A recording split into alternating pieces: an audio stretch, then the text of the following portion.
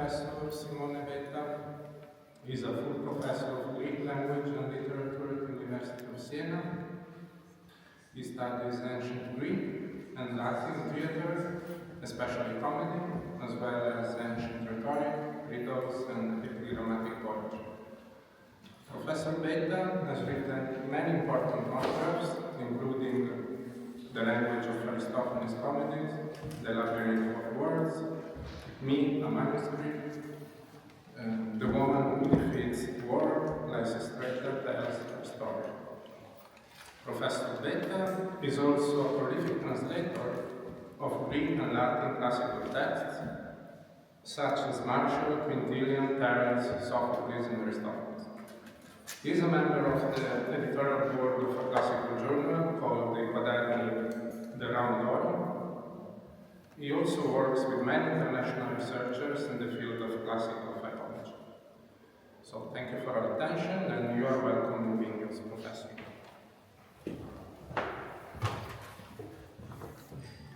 Thank you very much, Professor Notari, for the introduction. I would like to thank, of course, the professors of Vilnius University, Professor Chavelas, for their kind invitation, and for me it's a real pleasure to be here and also to be back in Vilnius after many years. I was here just one time, but it was 1987. So you can see it was really another era and also another place. So, but I'm very happy to be back here for this conference. In a passage from the comic poet Macon, the satirist Stratonicus, after witnessing the poor performance of a colleague, a certain Cleon, nicknamed Ox, remarked that the same onos lyras, that is, the donkey plays the lyre, the lyre, or the donkey listens to the lyre, should be updated to bus lyras. The ox plays the lyre, or the ox listens to the lyre.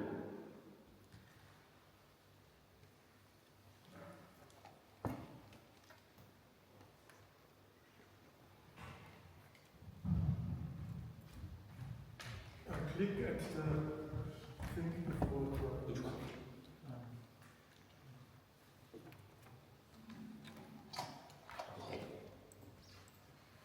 Perfect. I will do this one. So here is the passage which we know thanks to Athenaeus, who quotes it in the 8th book of the learned banqueters, better known as the Deipnosophists.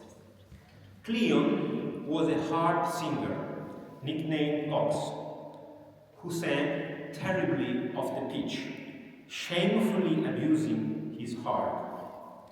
Having heard him to the end, Stratonicus remarked, "We used to aim a proverb about the ass and the lyre, but now it is the ox and the lyre."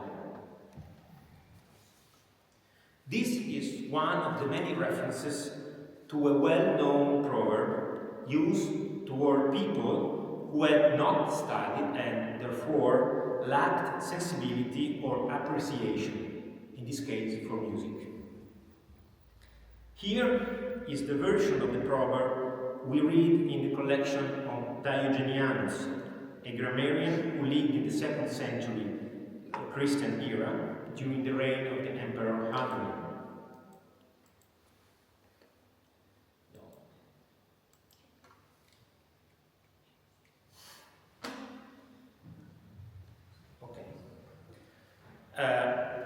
A donkey that listens to the lyre on ignorant people. Such an uneasy relationship with music is frequent even in our times. After all, how many people do we know who, when asked to sing something, even happy birthday, brush it off with, "Oh no, I'm completely tone deaf." But in the ancient world, this controversial relationship with music is reflected not only in proverbs, but also in other patterns of popular culture, such as fables and riddles. This will be the topic of my paper. Macon was a poet of New Comedy, and so his mention of the proverb dates to the 3rd century before Christian era. At that time, the saying was well known and much used, often in the extremely concise form onos lyras. And this is the reason why in the translations of Macon passage I have used the verbs to play and to listen. Why the donkey? One might ask. The answer is easy. If there was one animal that the ancient Greeks deemed completely out of place in the world of music, that was the donkey. This is why the expression onos lyras was used to describe someone who did not understand or deliberately ignored what was being said to them. It is in this laconic form that we find it twice in Menander, in 2 passages from 2 lost comedies. But at times, in those very years, the proverb was alluded to by a poet in order to make fun of someone who tried to understand and learn something that was too hard and difficult for him. It is the case of an epigram by Phanias, a Hellenistic poet selected by Meleager in his Garland. In this poem, he mocks a certain Eugites, a barber who had left his job in order to listen to the lessons Epicurus was giving at his garden. But since his preparation was not enough, the poor Eugites did not understand anything of what the philosopher said. And he just sat in class as a donkey listens to someone who plays the lyre. Eugites of Lacthe cast away with scorn his mirror, his sheep that loves hair, a fragment of his shaving bowl, his reed scraper, his blades that have deserted their work, and his pointed nail file. He cast away too his scissors, his razors, and the barber's chair, and leaving his shop, ran prancing oft to Epicurus to be a garden student. There he listened as a donkey listens to the lyre, and he would have died of hunger if he had not thought better of it and run home. The proverb was older than the 3rd century before Christian era though, because we find it quoted in the 5th century as well. For instance, in a passage from a comedy of Eupolis, a contemporary of Aristophanes.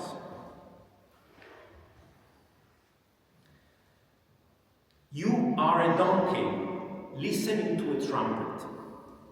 I'll show you the text as it appears in the standard edition of Cassel and Austin, so that we can read what the sources say about it. As you can see, the fragment is quoted by Phocius and the Suda, the encyclopedia compiled in the 10th century Christian era. There is no explanation here, but there was one a few lines earlier in Phocius' lexicon. You can read it in the first part of the explanation in the commentary. You see? It's the 3rd line of the commentary. E hole paronia onos lyras eque kai sapingos us. That is, in its complete form, the proverb went the donkey listened to the lyre and the pig to the trumpet.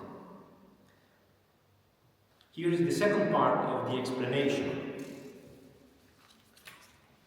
It is said, of those who neither agree nor praise, whatever this might mean. In his recent edition of Eupolis Fragments, Douglas Stuart Holson states that the crucial points are, in any case, that 1. The proverb refers metaphorically to uncomprehending or unresponsive stupidity or boorishness, and 2. Eupolis has condensed it in such a way that culture, as represented by the lyre, is taken out of the equation, and the stress placed instead on martial valor, actually a lack of it, as represented by the trumpet. In fact, since the fragment comes from a comedy, Taxiarchoi, generals, that mocked military life, August Meinecke, the first editor of the fragments of Greek comedy, suggested that the reference might be to the god Dionysus, one of the characters of the play, portrayed as a coward and incompetent soldier. Such a hypothesis might explain the presence of the trumpet, an instrument used to summon soldiers at the start of a hoplite battle. What Eupolis seems to have done, then, was to reinforce the proverbial expression by introducing another musical instrument and another animal, one that was especially associated with ignorance and a complete detachment from the world of culture and education. Concerning this point, and I mean the fact that a pig is an animal that is famous for its stupidity, I invite you to think at the brilliant word coined by Aristophanes in a passage of Knights. I also wonder at this part of his education as a pig. The compound euomusia means a kind of inferior and bad education appropriate for a pig. And we might imagine that pigs as well were as unable to appreciate good music as donkeys. Eupolis comedy was performed during the Peloponnesian War, probably around 420. An even earlier allusion to the proverb can be found in a fragment of a comedy by Cratinus, Heirones, the Hirons, performed while Pericles was still alive, that is, before 429. Here is the translation. The donkeys are sitting there too far from the lyre. The fragment, quoted in Aretha's commentaries on a Platonic dialogue, seems to combine a reference to a Greek game in which the losers were called donkeys with our proverb. The action of sitting far from the lyre is fitting for someone who has failed to reach an adequate level of education or refinement. Echoes of this proverb are also frequent in Empyrean literature. The saying appears 4 times in the works of Lucian, each time with slight variations. In the dialogue called The Mistaken Critic, the protagonist of the dialogue attempts to deliver a speech in praise of Pythagoras, but his poor performance is mocked by Lucian, who compares him to a donkey trying to play the kitara. In other words, someone attempting something beyond his ability. In the last of the dialogue of courtesans, Dorion mocks the lover of her colleague Myrtale, saying that although he tries to sing in a refined and melodious way, he ends up sounding like a donkey playing the lyre by himself and for himself. The verb is auto-lyrizein. In the dialogue on posts in Greek houses, while discussing a wealthy but ignorant man who enjoys hiring intellectuals as tutors, Lucian asks the question, what has a donkey to do with a lyre? And here is what we read in another dialogue, the ignorant book collector. You always have a book in your hands, and you always read it, but you understand nothing of the things you read. You are like a donkey listening to a lyre by moving your ears. Nor should we overlook Latin literature. The title of one of the Menippean satires by Varro was, believe it or not, Onos Lyras. Only 22 fragments of the work survive, but they are enough to give us an idea of the subject it dealt with, music. Some scholars have suggested that in presenting his readers with this debate about musical art, Varro was following the example of a dispute featured in a lost tragedy by Euripides, Antiope, where Amphion is set against his brother Zetus. Varro was certainly familiar with the story thanks to Pacuvius' Antiope, a play highly regarded in his time, which closely followed the Euripidean model, borrowing not just the plot, but also specific scenes, including the argument between the two brothers. It is quite likely that in his satire, Varro wanted to rework this family model, freely or perhaps in a parodic key. The proverb was explicitly quoted in the Satura, as we can see from this fragment. If someone in singing were like a donkey playing the lyre, he had better remain confined to the precinct of the forum. This passage has given rise to a variety of interpretations. Some scholars argue that the speaker is claiming that the knowledge of music was essential for the proper education of a statesman. Others believe that he is saying that the poet should not settle for being just a master of language and style, but should also be a skilled musician. Still others think the point is either to draw a sharp contrast between music and rhetoric, or to suggest a connection between comedy and the philosophy of Pythagoras.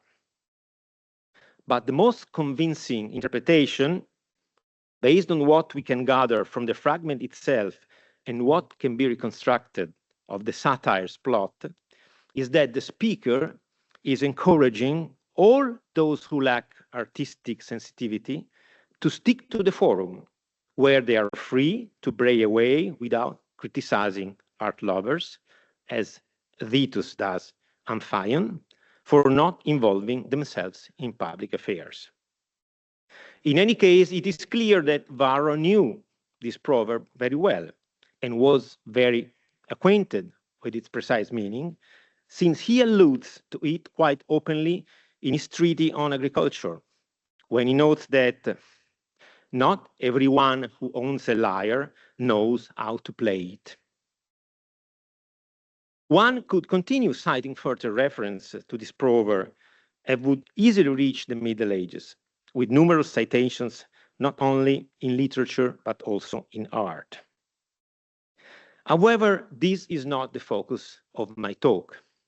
I just wanted to show you at the beginning of my paper that the proverb was well known even in ancient times, that is in the 5th century before Christian era, and was so known by the people that both Cratinus and Eupolis were able to modify the proverb, either by adding another part, the pig that plays the trumpet, or by mixing a reference to the proverb with a play, like in the Cratinus fragment. But if they were able to work on this proverb, it means that the proverb was well known and was part of the cultural memories of the Greeks, still at their times. But let me go back to Cratinus' fragment and pause on an interesting remark by Leonardo Fiorentini, an Italian colleague who wrote a commentary on some of Cratinus' lost comedies in the prestigious Com Frag series, including the Chirons. What does Fiorentini say? He says that the proverb onus lyras, I translate, might originate from a fable that is now lost to us. Just like a proverb, in fact, also fables and tales are something deeply rooted in folklore and in popular culture. A fable is a literary form that has preserved a significant part of Greek identity and has played a key role in transmitting how the ancient Greeks perceived themselves. Moreover, fables, and I mean Aesop's fables, the most famous examples of this genre, share a structure quite similar to that of proverbs. If, as we saw it at the beginning of this paper, proverbs always come with an explanation, so do fables, specifically in the form of the so-called moral, which appears at the end of every Aesopic tale, no matter if written by the author or added later by someone else. In the Aesopic collection, there are no fables connected with our proverb. But in the collection of the Latin poet Phaedrus, who was active in the 1st century Christian era, we find one tale that clearly derives from the saying we now know so well. A donkey saw a lyre lying in a field. He approached the instrument, and as he tried to strum it with his hoof, the strings resounded at his touch. "What a beautiful thing," said the donkey, "but completely inappropriate, since I do not know anything about music. If only someone better equipped than myself had found it, my ears would have been delighted by heavenly melodies." And this is the morale. So it is that talents often go to waste because of some misfortune. Here it is readily apparent that we are dealing with a similar case. A narrative, a donkey unable to properly use a musical instrument, accompanied by a moralistic conclusion. The fact that the final remark differs from the explicit explanation of the proverb doesn't alter the fundamental issue of my reasoning. But there is another genre, popular genre, that besides having the same structure, a statement followed by an explanation, is etymologically linked to the fable. What I mean is a riddle, something the Greek called enigma, a word connected with ainos, fable. In fact, riddles too begin with a statement, an enigmatic statement, to be precise, and require an explanation, an answer. And are there enigmas connected with music and musical instruments? The answer is yes. And I am referring to a riddle that, as we will see, is linked with the same animal I have mentioned so often thus far.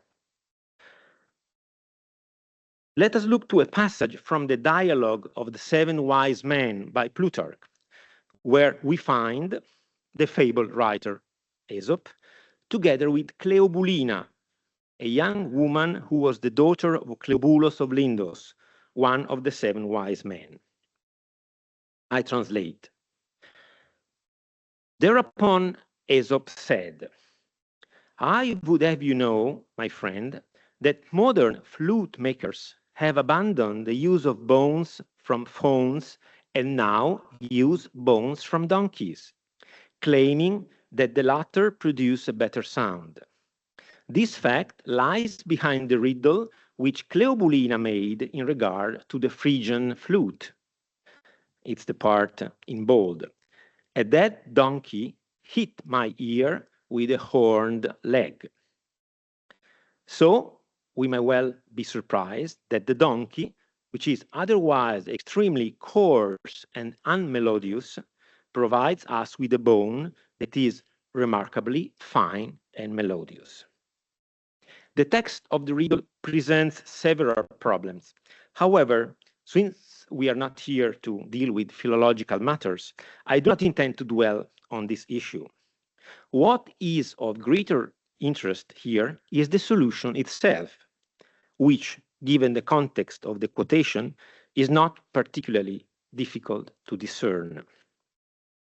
The object alluded to by Cleobulina, who was renowned for the smart riddles she created, was a peculiar kind of aulos, the elymos, a reed instrument made of two cylindrical tubes.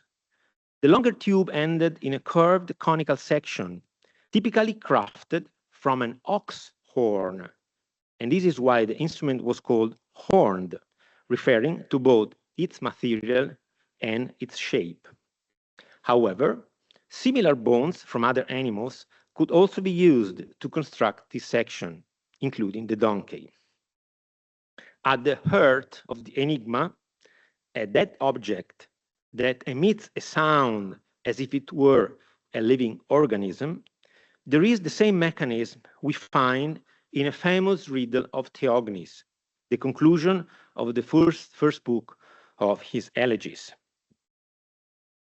A corpse from the sea has called me home. Though dead, it speaks with a living voice. Athenaeus quotes this couplet in the section of the learned banqueters dedicated to riddles. He also provides the solution. Theognis was alluding to a shell, or rather, to a particular type of trumpet shaped like a spiral shell. The living voice is obviously that of the trumpeter. So you can see the instrument. In terms of form, this is an ideal riddle, as shown by the juxtaposition of dead alive. This relationship is even more pronounced in the original Greek text, where the participle teknekos, dead, is not only positioned at the start of the second line, but is also immediately followed by the adjective zoos, alive, emphasizing the contrast. But let us go back to Cleobulina's riddle. The fact that here the speaking dead is a donkey adds an extra layer of complexity for potential solvers of the enigma. As we have seen at the beginning of my talk, the deaf ear of the donkey toward music had become proverbial, to the point that the expression onos lyras was used to describe the apaideutos, someone who had no education. Cleobulus' daughter's intention then was to make the greatest obstacle to solving the riddle the vast chasm that, in the Greek mindset, separated donkey from music.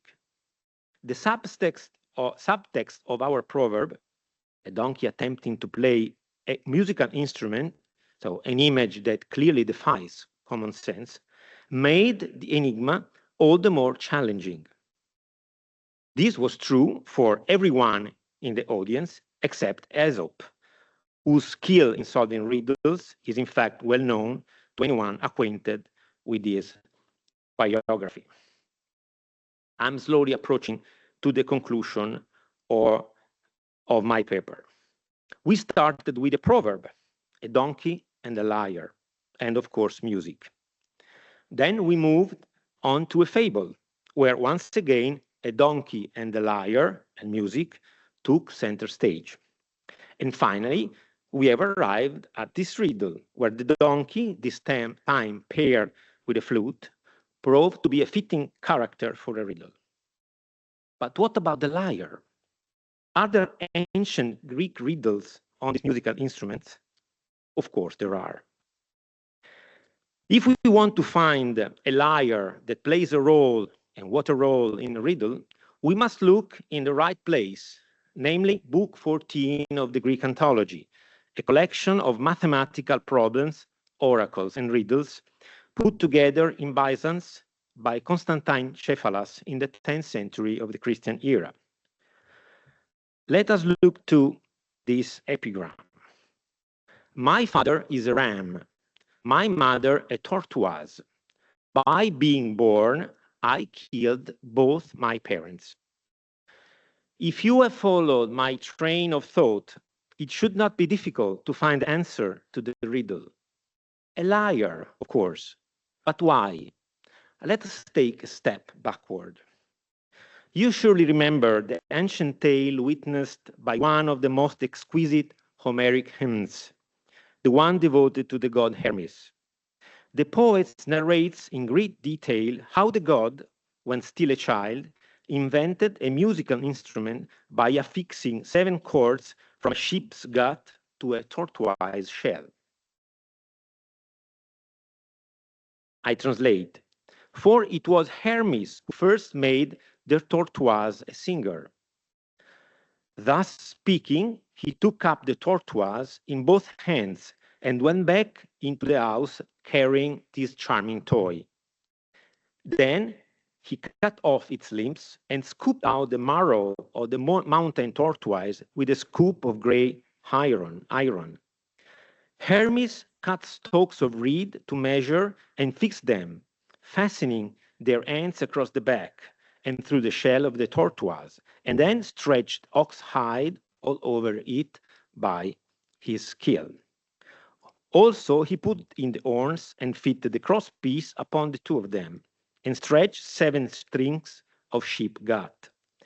But when he had made it, he proved each string in turn with the key, as he held the loving thing. At the touch of his hand, it sounded marvelously. This instrument was, of course, the lyre. But before giving a detailed description of its making, the poet added an interesting remark.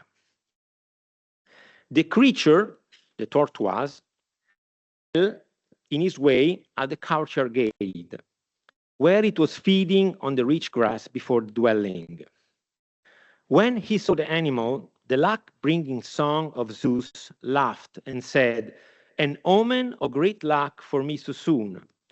I do not slight it. Hail, comrade of the feast, lovely in shape, sounding at the dance. With joy I meet you. Where did you get that rich goud for covering, that spangled shell, you, a tortoise living in the mountains? But I will take and carry you within. You shall help me, and I will do you no disgrace, though first of all you must profit me. It is better to be at home, harm may come out of doors. Living, this is the important part, living, you shall be a spell against mischievous witchcraft, but if you die, then you shall make sweetest song. So again, the idea of being alive and being dead. Being alive, the tortoise doesn't speak, but when she is dead, she can speak or emit sounds through the music.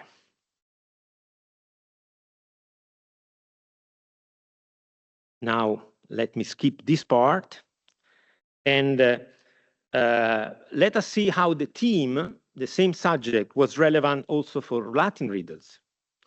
In the collection attributed to Symposius, we find the following riddle connected with the enigma of the lyre. Slow, I walk step by step. I have a beautiful back. And though I have been learned through my study, I am destined for a cruel fate. I, who now as dead sing this, when I was alive said nothing. The title of this riddle, that is its solution, is Testudo, tortoise. But I would like you to pay attention to the final sentence. The last line, clearly echoing Hermes' statement in the Homeric hymn, is particularly effective. Further to this point, I wish to let you know that in a collection of early keyboard instruments located in Edinburgh, there is a small Italian octave spinet built by a certain Petrus Michael Orlandus in 1710, which bears the following pentameter.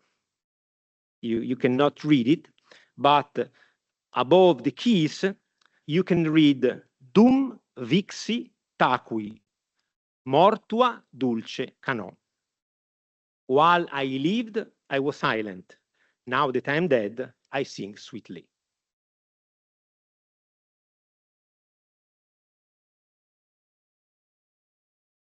I'll skip another riddle and I move, I'm always at the end, to another riddle built more or less in the same way.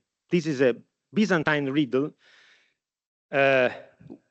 we find in a collection attributed to a poet called Basilius Megalometes. Nourished on mountains and wild ravines, I am the herald of words that recite songs of praise. My voice is not articulated, but it is harmonious. No? The solution to this challenging riddle is semanterin, a word that, along with the more common semanterion or semantron, refers to a wooden tablet used in Greek monasteries to summon the monks to prayer. Here, the voice of the instrument is not articulated. It is not a song with words of melody, but it is nonetheless pleasant to hear, because when the monk plays the semandron, it's time for prayer and to praise the god. Let us now return to the classical word for our final riddle, whose solution is a musical instrument we have briefly discussed. This too comes from the collection of riddles included in Book 14 of the Palatine Anthology. One wind, two ships, 10 sailors rowing, and one steersman directs both. The solution is the diaulos, the double pipe. The wind is the blow that comes out of the lungs of the players. The two ships are the pipes. The 10 sailors are the fingers. The steersman is the player. In 1930, the Dutch-German scholar André Jolles published a work titled Einfache Formen, that is, simple shapes, where he discussed 9 literary patterns: legend, saga, myth, riddle, proverb, memorabilia, cases worth remembering, joke, Iambic saying, and fable. 3 of these literary forms have been the topic of my paper: proverb, fable, and riddle. I have started with the proverb, a linguistic pattern that has been studied thoroughly in those very years, and I refer to the groundbreaking essay by the American folklorist Archer Taylor, published in 1931, so 1 year after Jolles' essay. Although he doesn't explicitly use the term cultural memory, Taylor implicitly establishes a connection between proverbs and collective cultural transmission. He emphasizes that proverbs live through popular use, that its fixed and repeated form makes it easy to memorize and thus transmit, that proverbs serve as carriers of traditional wisdom used to explain behavior, judge events, or suggest actions. Moreover, although he doesn't theorize the concept in the way later scholars like Jan Assmann would, Taylor acknowledges that proverbs are preserved in the collective memory of the community, represent a condensed form of social experience, function as tool for recalling shared knowledge. Proverbs are indeed vehicles of cultural transmission and social memory, And this function was recognized by ancient authors too. In a passage of his eulogy of boldness, Synesius asks himself if the proverb is a wise thing, and answers that it is so, leaning on a passage of Aristotle where he says, quote, "Proverbs have been saved owing to their conciseness and clearness, as remnants by which to recall the old philosophy that perished in the great destructive revolutions of humanity." A similar statement can be found in a passage of Demetrius' treatise on style, where, speaking of a feature of a letter, an epistle, he explained that, quote, "A letter is the exposition of a simple subject in simple terms, and that its beauty consists in the expressions of friendship and the many proverbs it contains." Then, speaking of the proverb itself, Demetrius says that, quote, "This is the only philosophy admissible in it, the proverb being common property and popular in character." This feature is shared by fables and riddles as well, as we have seen. Two other simple forms, or if you want to use the definition given by Yolles, fundamental and original modes of narration and expression which precede and structure more complex literary forms. These are, in other words, elementary and autonomous forms of speech and narration, arising from everyday life and from the human need to give shape to thought and experience. They are not created by individual authors, but are collectively born within oral culture, responding to practical, cognitive, or expressive needs. In summary, they are not only original, that is not derived from other forms, but also collective, that is born in oral tradition rather than individual authorship.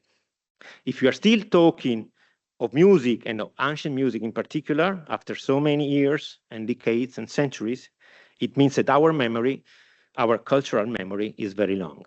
Thank you.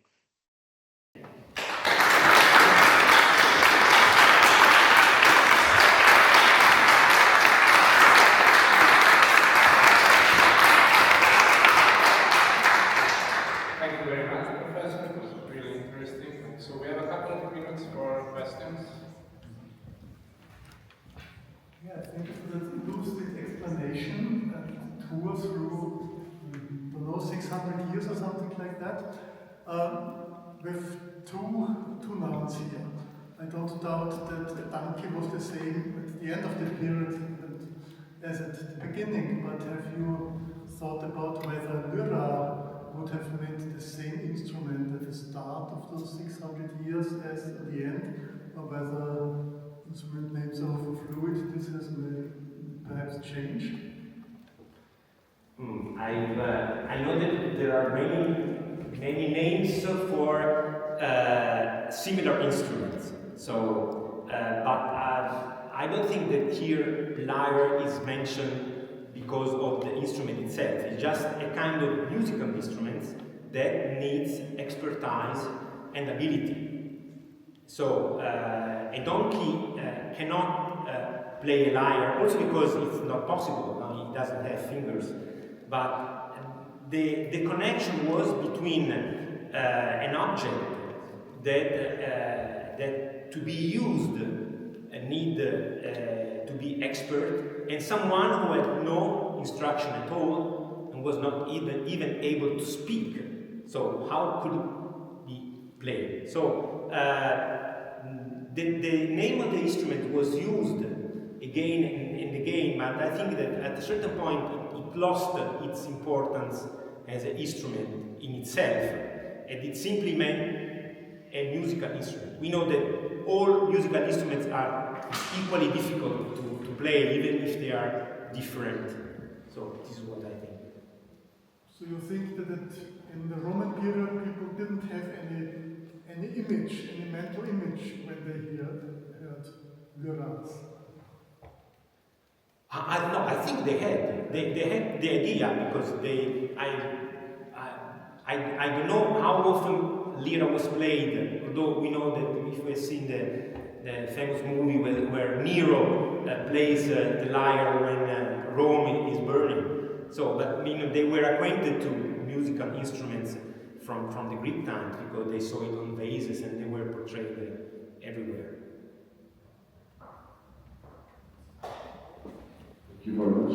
I was wondering if it was possible to think that the donkey would represent in the vision of people the Oros players against the Lyras players, just as a kind of rivalry between two disciplines. So it would be a way to mock the Oros players, like they are not cultured like Lyras players are. Is it possible to think that the donkey represents the Aulos players, since they make very good Aulos, very melodious Urbino? Is it possible to think that for people, the donkey represents the Aulos players against the Lyras players to mock them, in order that they are not able to be so refined like Lyras players? I never thought of it. I thought that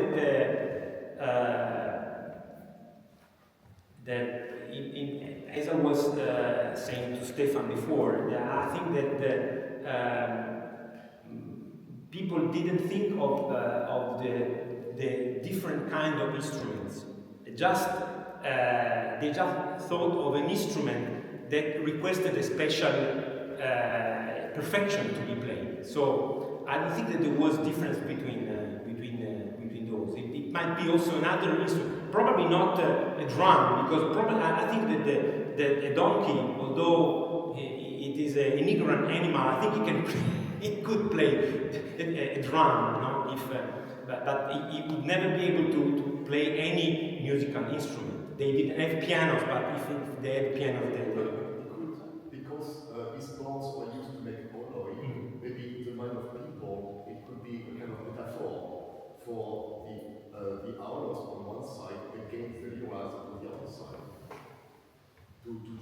Yes, no, I see the point. I don't think that the ancient sources say anything about it. So it's not like wine drinkers and water drinkers had in Callimachus' time. So I don't think there was an opposition between them. Well, thank you very much. It was extraordinary. And maybe my question will be too far away from your topic, maybe, but in the cathedral of Otranto in South Italy, in Puglia region, we have a very famous mosaic floor, and in the very center of the presbyterium, in the heart, so the most sacred place, there is an image of donkey lyre, which is Jesus Christ, of course. So, could you make some suggestion of this transition, of this great swift from stupid animals to Jesus Christ? I would like to see the picture, actually. It would be nice to see the picture. And let me see the picture, and then I will answer, because you know that there are many animals that have been assimilated to Christ. You know, the pelican, and the lamb, and many of them. But I never heard of a donkey. Also, yes. Good question. Ma è un classico nell'iconografia medievale questo. Sì. L'asino con la lira è un classico nell'iconografia medievale, c'è tutta una letteratura sopra, adesso non me ne sono mai occupata, però è un consolidato topos visivo. I know this actually. I said that, but you know, it brought me too far away. And I know that also there are books on this. Yes, in the paper for in the written version of the paper, I will quote them. Yeah, I know. But so probably the image you were mentioning is connected to this success of the story in the Middle Ages. Stefan? For those late images. One could argue that they rely on the classical tradition, but the thing is much older. We find the lyre playing donkey in Sumerian iconography, we find it in Egypt. So it's something that was not invented by the Greeks. It's from time immemorial.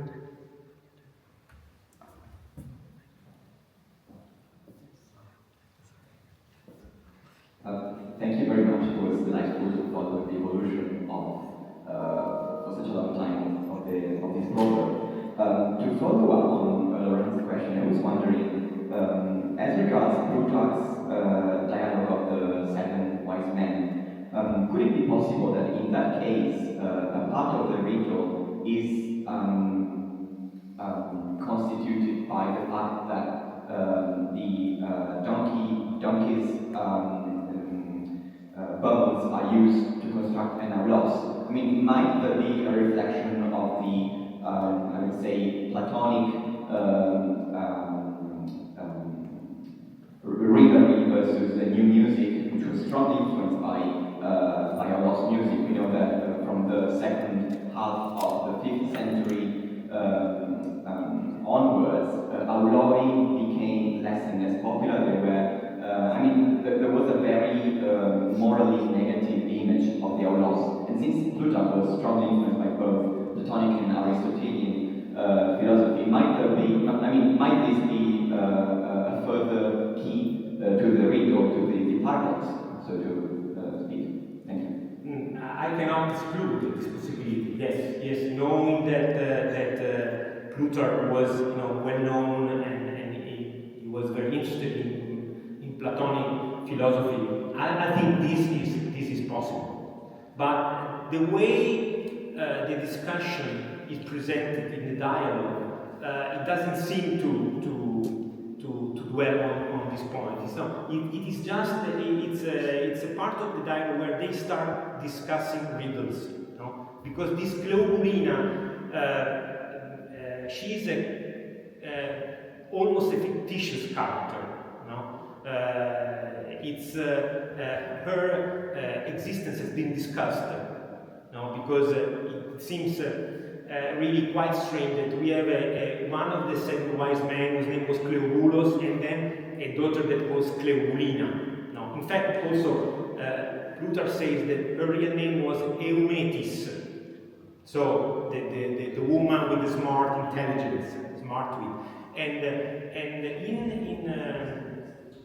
in that dialogue, there is also another proverb, another riddle by her that is quoted. Actually, we have 3 riddles attributed to Cleobulina. One is the riddle of the Elymos, we have seen. Another is another riddle of which is famous because it's quoted by Aristotle and Athenaeus. And then there is another one which is quoted in the Dissoi Logoi, so Sophitic word of the 5th century. So these are the 3 riddles. So here the context is basically riddles. And I don't think that there is a precise allusion to Plato, but there might be, of course. Yes, thank you. Thank you very much. It was a very fascinating talk, and I love your connections back to the hymn to Hermes and this death-to-life dichotomy with the tortoise that has to die in order to sing.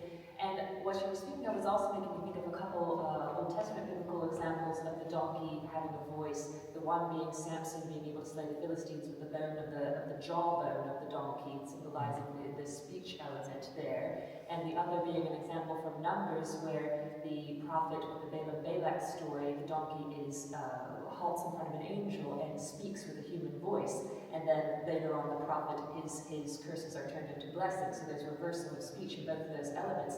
And I was just curious if you had found other positive examples of donkeys having this sort of capacity either for music or speech, or this death-to-life dichotomy that you've discovered in your research, because I think it's very fascinating. I didn't do any work on this, but I know that there are many tales, again in one of the simple forms of Violes, where animals had a voice and they lost it, and now there is Iambic by Callimachus, and so there are many ancient tales, many folkloric tales that say that animals had a voice once. So I think this is something that needs to be study if there are other examples of donkeys. No. But when they use it for riddles, they always assume that an animal has no voice. No, I didn't mention this riddle because there was no time. But this is another riddle, Byzantine riddles attributed to Cellus, no? And he said, when I was alive, I lived completely without logos, no? But now that I'm dead, I am full of logos, no? And here the solution is parchment, no? When parchment was a part of the skin of an animal, of course, it was without logos. That means I was not able to speak and I was without reasoning. Now that I'm dead and my skin has been used as a material where to write, I am full of words, because there are words written on me, but I'm without reasoning. So they play on this fact. Of course, we know that a cow doesn't speak, but emits sounds, and probably when two cows meet and they start, they are saying something to themselves. So.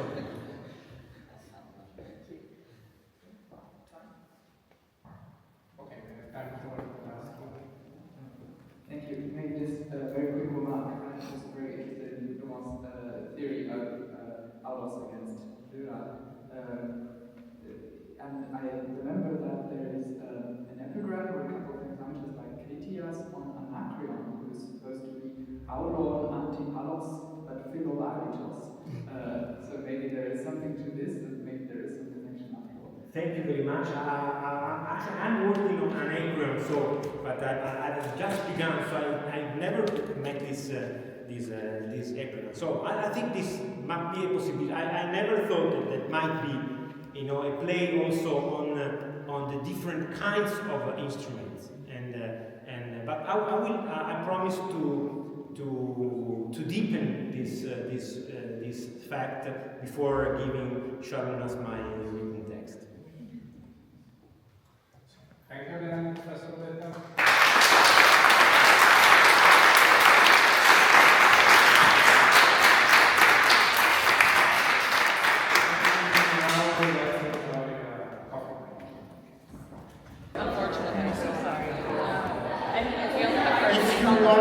Please, we'll start again our meeting. So that's my pleasure to chair the third session of this MOISA conference. Thanks again to Sharon Savidas for the organization. And this session will be somehow devoted to rhythmics and melody, pitch, accent. And not to waste more time, I would like to invite as the chair our dear friend Timo, who is a very, very good fellow. I don't want to say old fellow, but a good fellow of MOISA. Of course, everyone knows, I think, Tim, but so I have to introduce him. Nevertheless, so Timo is German Paneuropic Distinguished Professor of Classics at Washington University, and everyone in this room knows that he specialized into the theater, Greek and Roman as well. And so, Tim, the place is yours to deliver your talk about isolated Iambic Trimeters in Euripides.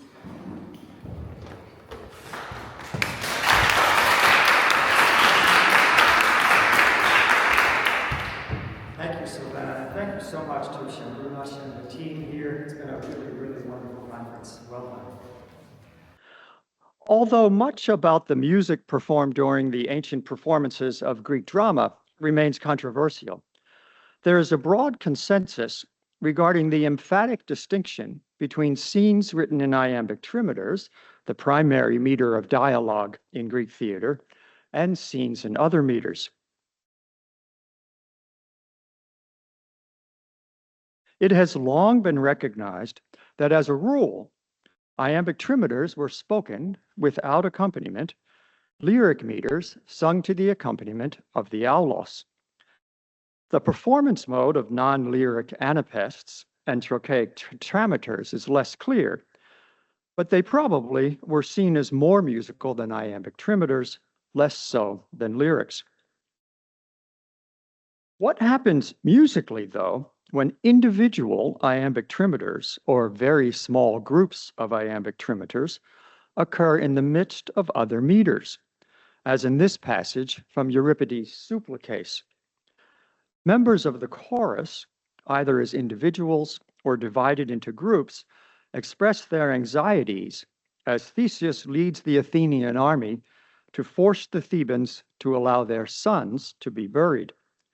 One individual or group interrupts the lyric iambic meters with a single iambic trimeter, after which lyric iambic trimeters continue.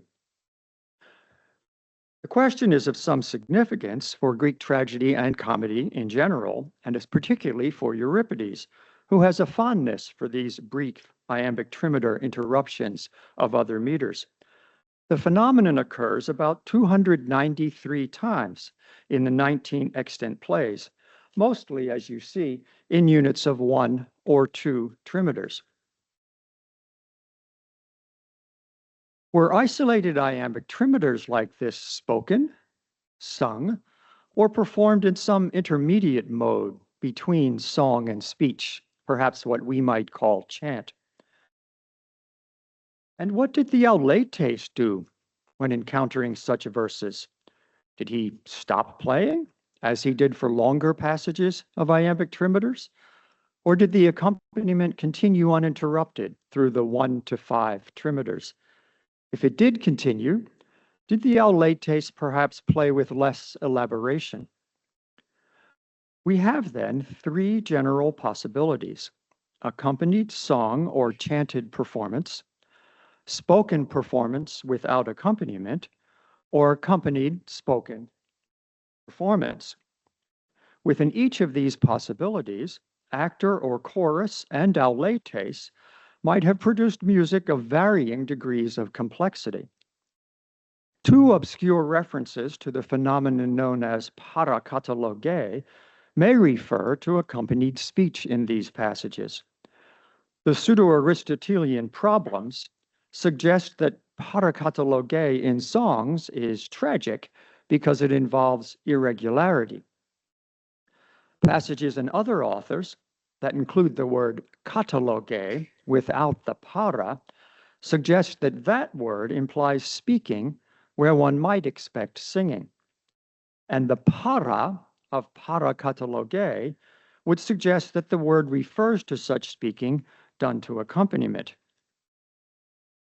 Our only other reference to parakataloge in Pseudo-Plutarch's De Musica attributes its invention to Archilochus and refers explicitly to musical accompaniment.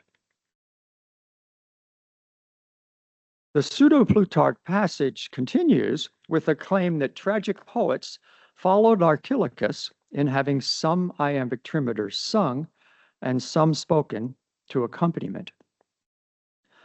I feel confident that there was no one way of performing these isolated trimeters, but that playwrights and performers increased and decreased the musicality of their performance of these lines in response to their own aims and the style, content, and context of each passage.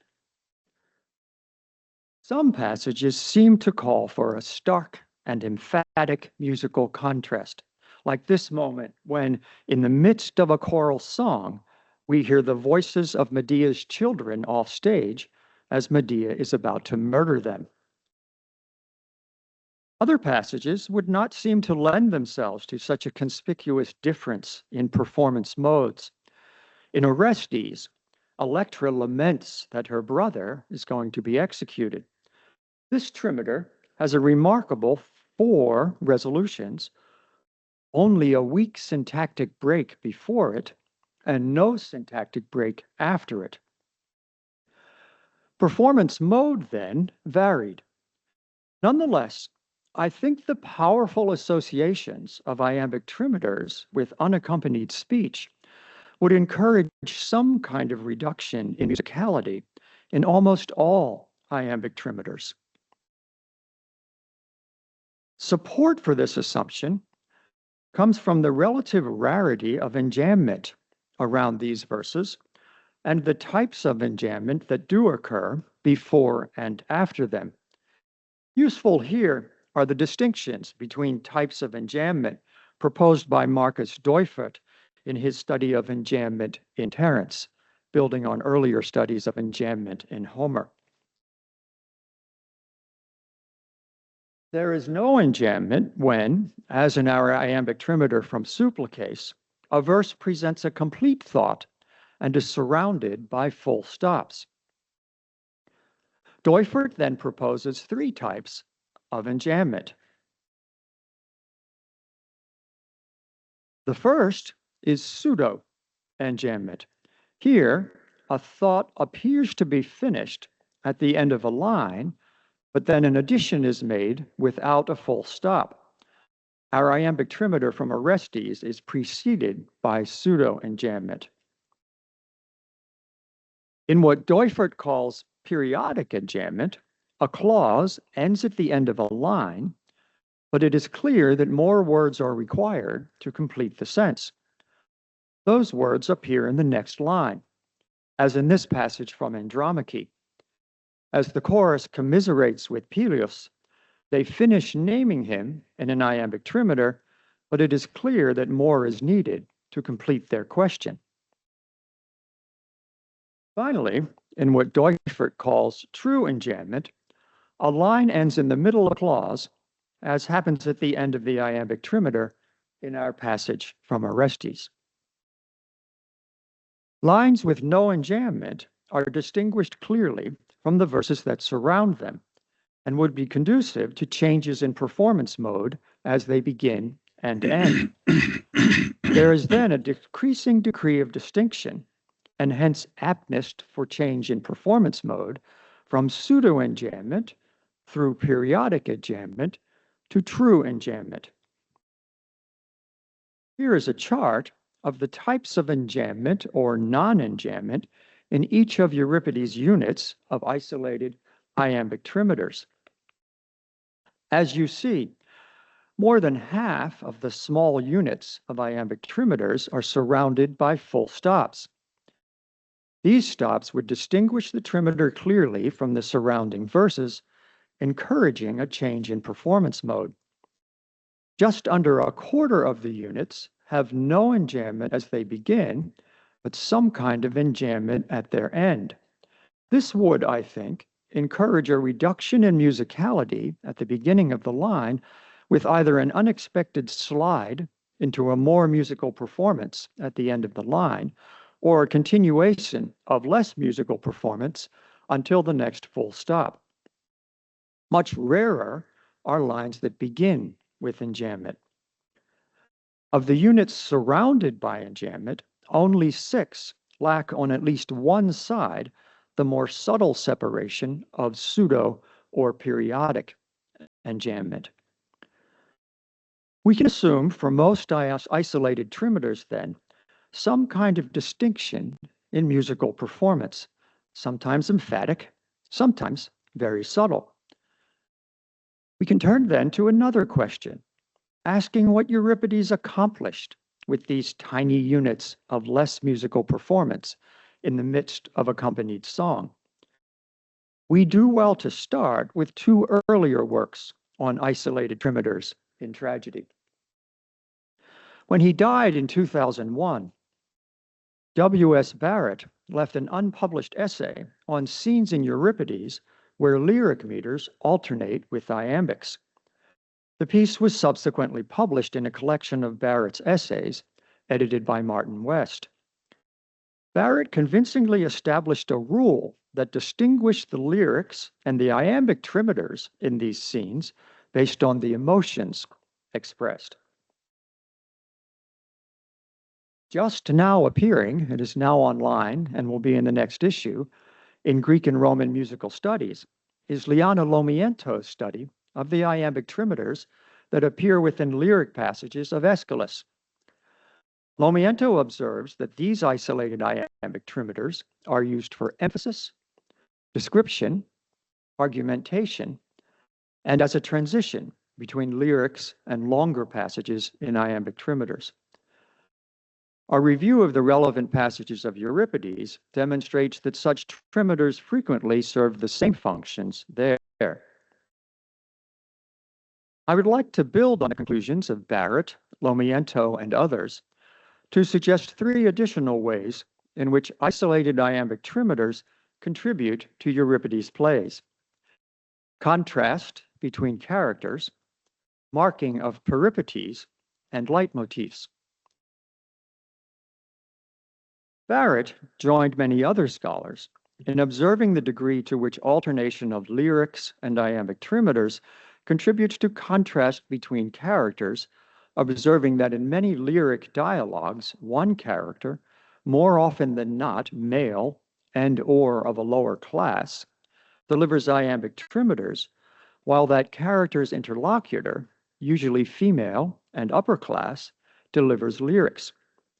Perrot proposed that the characters delivering trimeters were always less emotional than those who performed lyrics. Numerous passages confirm Perrot's observation. Note, for example, a dialogue between Orestes, Pylades, and the chorus of captive Greek women in Iphigenia among the Taurians. The chorus lament for Orestes, about to be sacrificed, and they note the good fortune of Pylades, who will survive. Both men contradict the chorus, Orestes saying his death is not to be pitied, Pylades noting how sad it is to lose one's friend. The chorus is giving free rein to their emotions, while Orestes and Pylades are determined to maintain control over theirs. The musical changes created by an interchange of iambic trimeters and lyrics, however, can also contribute to character contrast in other ways. When Alcestis is about to die in Alcestis, she has an extensive dialogue with her husband Admetus, for whom she is dying, in which she delivers lyrics and he responds with short bursts of iambic trimeters. Here's an example. Perrot argued that Admetus is the less emotional of the 2 interlocutors here, hence his iambic trimeters. Perhaps, but I think more is going on here than just different degrees of emotion. True, Admetus is not about to die, but he is frantic as he pleads with his wife somehow to stay alive. More important than differences between the characters' emotional states is the pull of the audience members' sympathies. Alcestis, with her elaborate musical performance, draws the attention and sympathy of her listeners. Admetus's less musical performance contributes to the removal of sympathy from the selfish and short-sighted hero that has been growing throughout the play.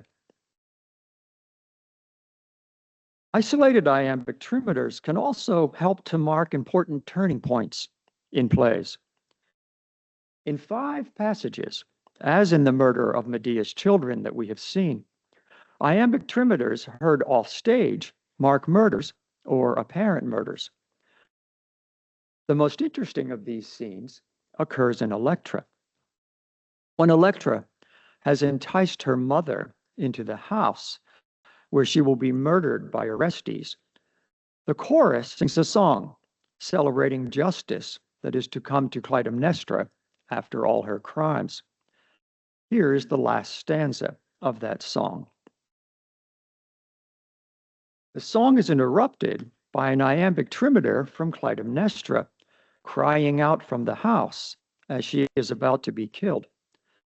In response, the chorus, or a member of the chorus, begins an iambic trimeter of their own with 2 iambic metra, which are interrupted by another cry from Clytemnestra. Following that is another iambic trimeter from the chorus as they mourn for Clytemnestra.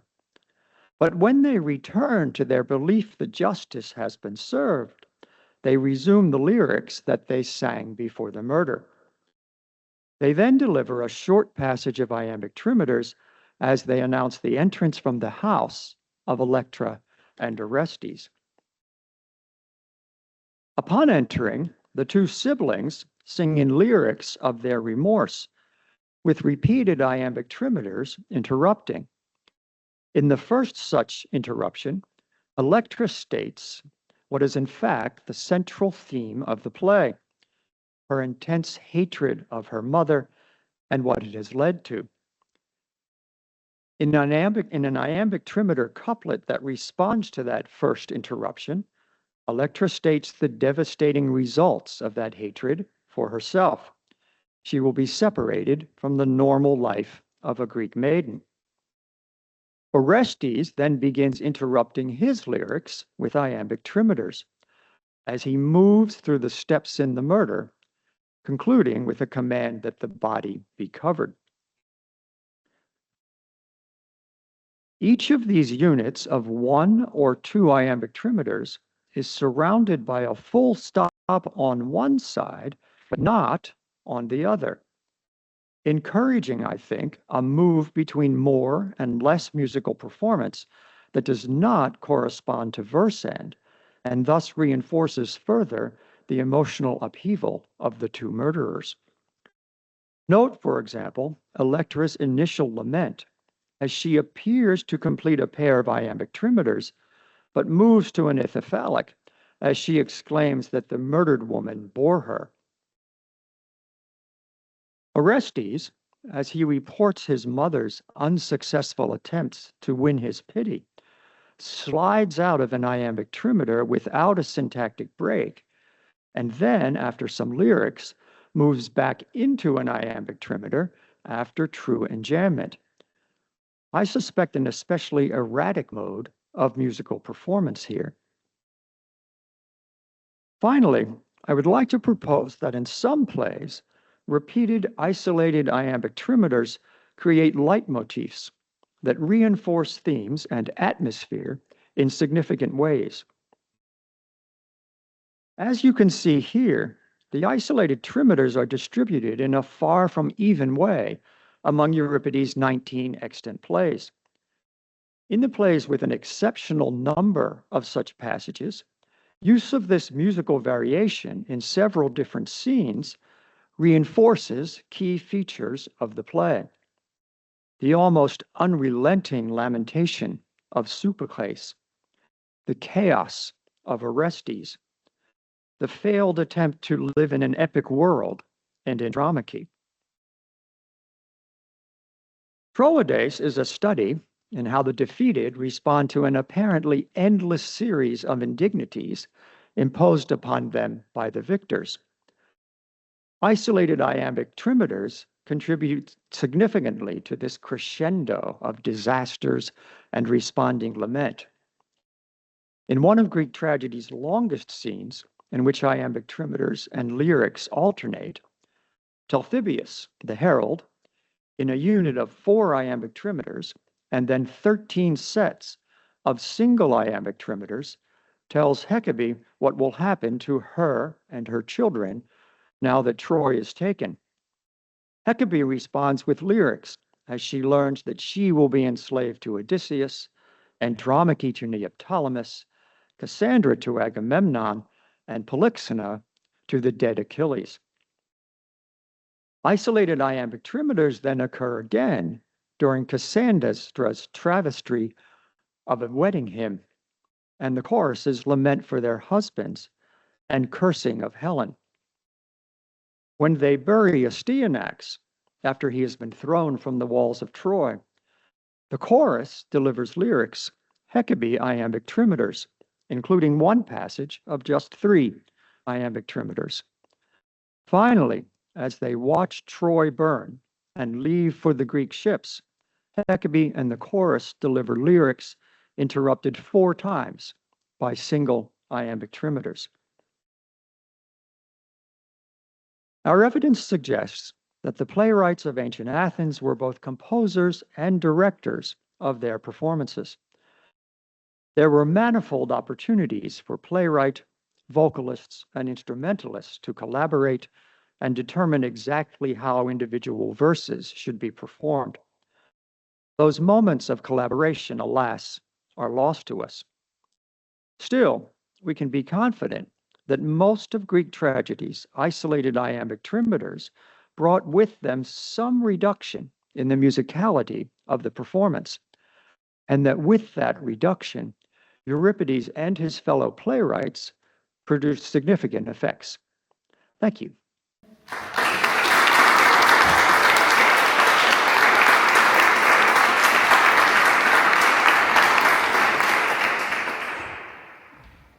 Thank you, Sid.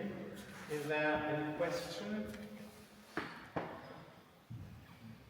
Okay, first, then Stefan. Thank you very much for this very persuasive and clear talk. My question pertains to the rhythmical treatment between spoken and sung. Dionysius of Halicarnassus says that the Alexis does not allow for a violation of chronoi, but in musicae, in song, this is very much the case. Do you envision a change in rhythm between in these isolated ions between the rest of the passage? Yes, I'm reluctant to accept a whole lot of overcoming of the metrical patterns in rhythm. I think that's because I'm a metrician and biased. But what's particularly significant, I think, is that there's a kind of regulation in lyric performance that there wouldn't be in spoken performance. So the spoken performance is likely to be less rhythmic, more like everyday speech. Again, I'm reluctant to accept that there's a whole lot of overcoming of the metrical patterns, but we'll be arguing about that one for a long time.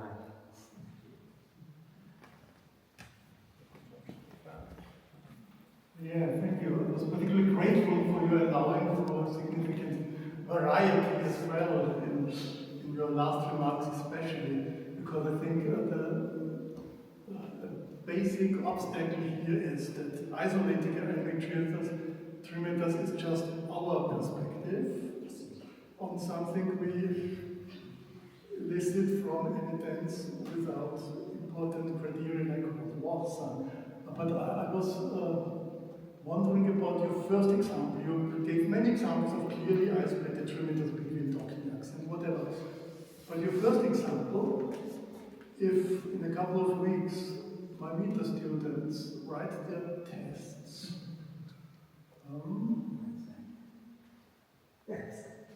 yes, I would expect them to say that these are three iambic trimeters, three syncopated iambic trimeters, where the middle one just happens to have no actual syncopation. Yes. Yes, I understand exactly where you're coming from. There's no doubt that these are, in fact, syncopated iambic trimeters. Yeah, I mean, you're exactly right. I've got two iambic metra, right? So I'm almost ready to get an iambic there, but I've got the syncopation in the middle. You got the monochromate, Nescaran, Loy, Symphonas, Right, so I've got an iambic this trimeter starting there.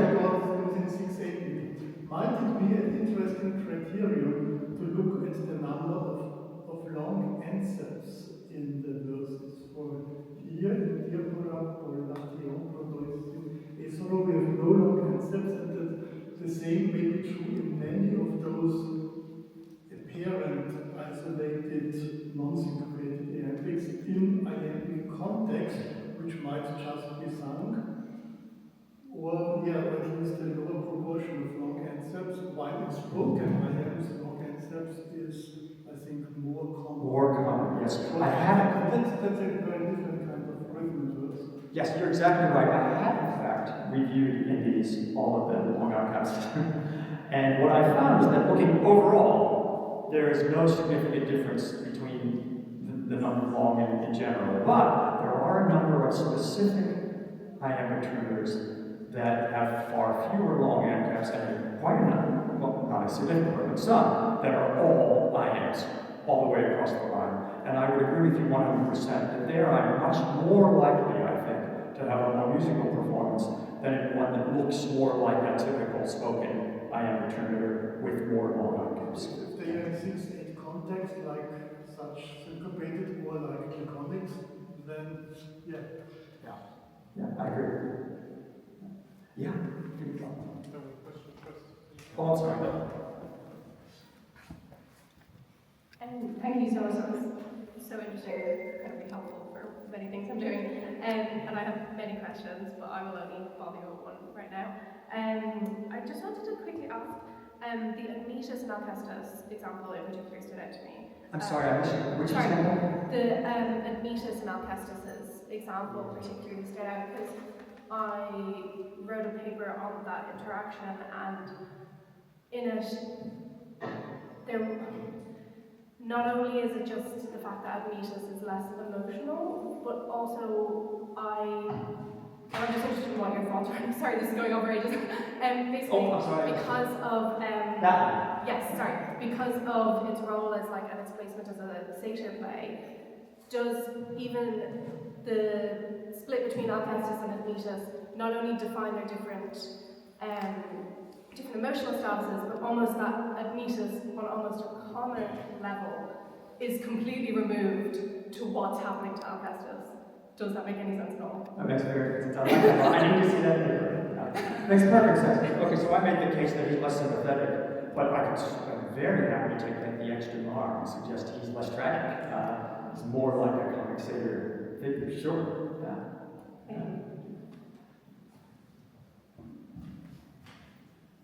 Thank you very much. That was very clear and rich. One question. So you mentioned a difference between more musical and less musical transitions, linking them to the enjambment. I'm sorry, linking them to what? To the enjambment. Okay. I'm not sure, but because enjambment should be a rhetorical phenomenon. I was wondering, do you also envisage a slight rhythmical pause or shortening linked to enjambment? Because otherwise, I don't see how it might relate to rhythm since it's a rhetorical phenomenon. Thank you. Yeah, I'd like to think that where there's a full stop, there's much more likely to be a little pause. Does that help? Yeah. Thank you. So it's not so much the phenomenon of enjambment as whether you have that full stop there or not that allows you to pause. More the absence of enjambment. That's what's really significant. With the absence, then it's much harder. That you can just switch like that and have it perform. Thank you. Any last question? Yes, please. Thank you very much, Sam. My question is, and you touched on it briefly in discussion of satyr play, but do you ever see this phenomenon in comedy, for instance? Whether as a direct commentary on Euripidean musical style, like you might get in Aristophanes' play, or just as a feature of song culture that could show perhaps the kinds of trends that you're talking about, economic statements, whatever it might be. Yeah, it does happen in comedy. I've not yet reviewed Aristophanes especially in detail, but it does happen in comedy, both in paratragic passages and also just as something that comic characters also do.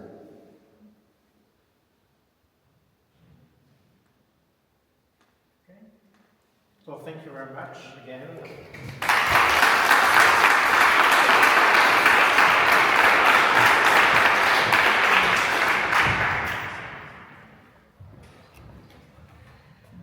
Okay, so now I would like to invite Filippo Savi to deliver his paper on traditional rhythm for the còµos. So Filippo is actually doing his PhD under the supervision of Professor Thyra-Lilja. We just see her name in the previous paper, and he's especially working on Pindars in 1914, and actually today his paper will more specifically ask the question on the intertextuality and rhythmical intertextuality with Archilochus, the melos of Archilochus, very famous in Pindars. So Filippo.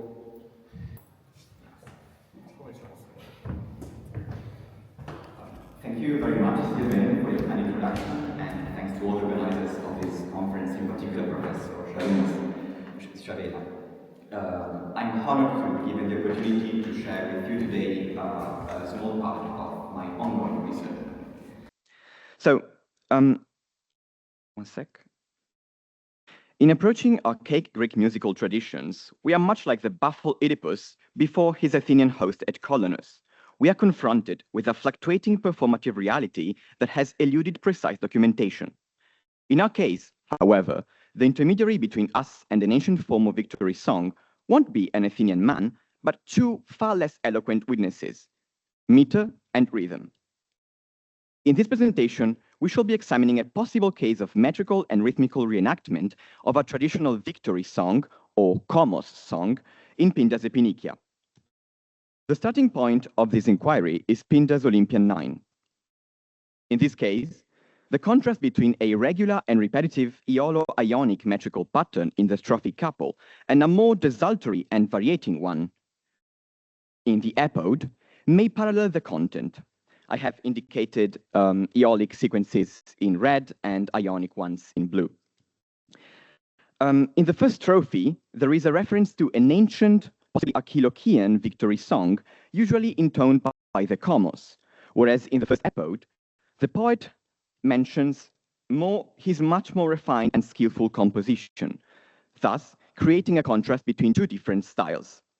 Notice in particular the contrast between tomen archiloku melos, so tomen in the strophe, and ego de in the epode. Following some brief but necessary methodological remarks, part 1, the meter of Olympian 9 strophic couple shall be analyzed in detail. Part 2. The aforementioned connection is then explored by seeking for similar cases in Pinda's Epinikia, part 3. Subsequently, comparison with other pre-existing or coeval poetic texts and traditions, part 4, sheds some light on the functioning and the rationale behind such a semantic relationship. Finally, possible provisional conclusions are discussed. So we introduced the term metrical rhythmical semantics, but how can meter and rhythm be expressive? And most importantly, which kinds of line divisions and metrical interpretations are we analyzing when seeking for expressive metrical meaning? Well, as to the first question, the assumption underlying any study of metrical and rhythmical semantics is that aesthetic form in poetry is both the means of communication and the message itself. The semantics of these elements can be studied from both a syntagmatic and a paradigmatic point of view. The former examines how in a specific composition or in the same author, one specific meter and rhythm relate to the others and to verbal content. The latter inquires the a priori expressive values of different metrical and rhythmical forms. This value is bestowed upon a form by its inherent characteristics, for example, the number of long or short syllables, and or, more often, by its use in a specific poetic and musical tradition. If applying only one approach has its limitations, some progress has been recently made by scholarship by blending both approaches. Here I gave two very recent examples.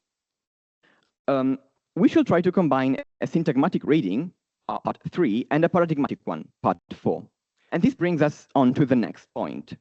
It is perhaps no chance that both the quoted analysis, Lomiento 2024 and Hercules 2025 forthcoming, have been conducted on the transmitted colometries, that is, on the line divisions exhibited by the testimonia, the manuscripts, and in a few cases, the papyri. A premise of this work is that colometries are part of the paradoxes of a poetic text, and therefore should be critically evaluated. The colometries show a remarkable consistency with ancient metrical and rhythmical theory, Hephaestio and Aristides Quintilianus in primis, which in turn has been recently reevaluated by the so-called Urbino school. I exemplified this in a very simple flowchart. However, the only editors reproducing and discussing ancient colometries of Pinda are Gentili et ali 2013 in the edition of the Olympian Odes, and Di Grazia 2023, a PhD thesis, in her analysis of all Catenopian odes. As for the extant odes, the so-called other half, we have acquired the transmitted collometries of them from a collation of the medieval manuscripts. Here is a list of the manuscript we have collated together with the reference to the material source of our collation. Starting from these collometries, metrical interpretations have been sought that are as close as possible to ancient theory, so that metrical sequences have been divided into the constituent metra prototypa, so-called katametron descriptions, and the resulting cola, by which ancient sources and collometrical practices mean a sequence which can span between more than 1 metron to 4. All the other metrical forms hereby compared have been taken from collometrical editions. So, our interpretation of the strophe of Olympia 9 entails the alternation of Aeolic and Ionic cola. According to ancient sources, antispas, which are the meta-prototypa constituent of Aeolic cola, they are constituted by a long, then a brief, then a brief, then a long syllable. I forgot to put it on the PDF. And Ionic, so Aeolics, antispats and Ionics are part of the same epiploché, that is the same metrical family, namely the third one, which is characterized by 6 more long metra made up of 2 long and 2 short syllables alternating in different ways. They were perceived by the ancient, Hephaestio, for example, but other sources have been listed by Palumbo Stracca. So they were perceived to be akin to each other and therefore aesthetically compatible. A likewise combination of Ionic and Aeolic cola can be observed in other archaic lyric poets and is quite frequent in Pindar according to the transmitted collometries. If Aeolic cola are unanimously associated with a diplasian rhythm, that is a rhythm where the ratio between arsis and thesis is 2:1 or 1:2. More ambiguous is the interpretation of Ionic cola, expressing an ison rhythm, that is a rhythm where the ratio between arsis and thesis is 1:1, according to Hephaestio and Aristides Quintilianos, but expressing a diplasian rhythm according to Eftonius. If Aeolic and Ionic are both to be interpreted as diplasian, there is rhythmical coherence within the strophe. If, on the other hand, they belong to different rhythm, which is, in our opinion, more probable, more likely, according to ancient sources, we might think about a rhythmical modulation, métabolé, or about the regularizing effect of music, which could have shortened or lengthened durations so as to obtain the same rhythm throughout the strophe.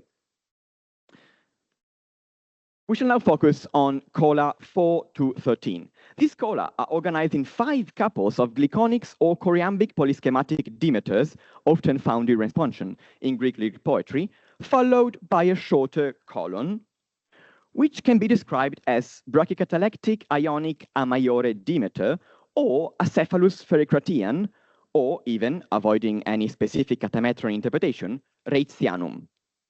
The Aeolo-Ionic interpretation is here preferred for the following reason.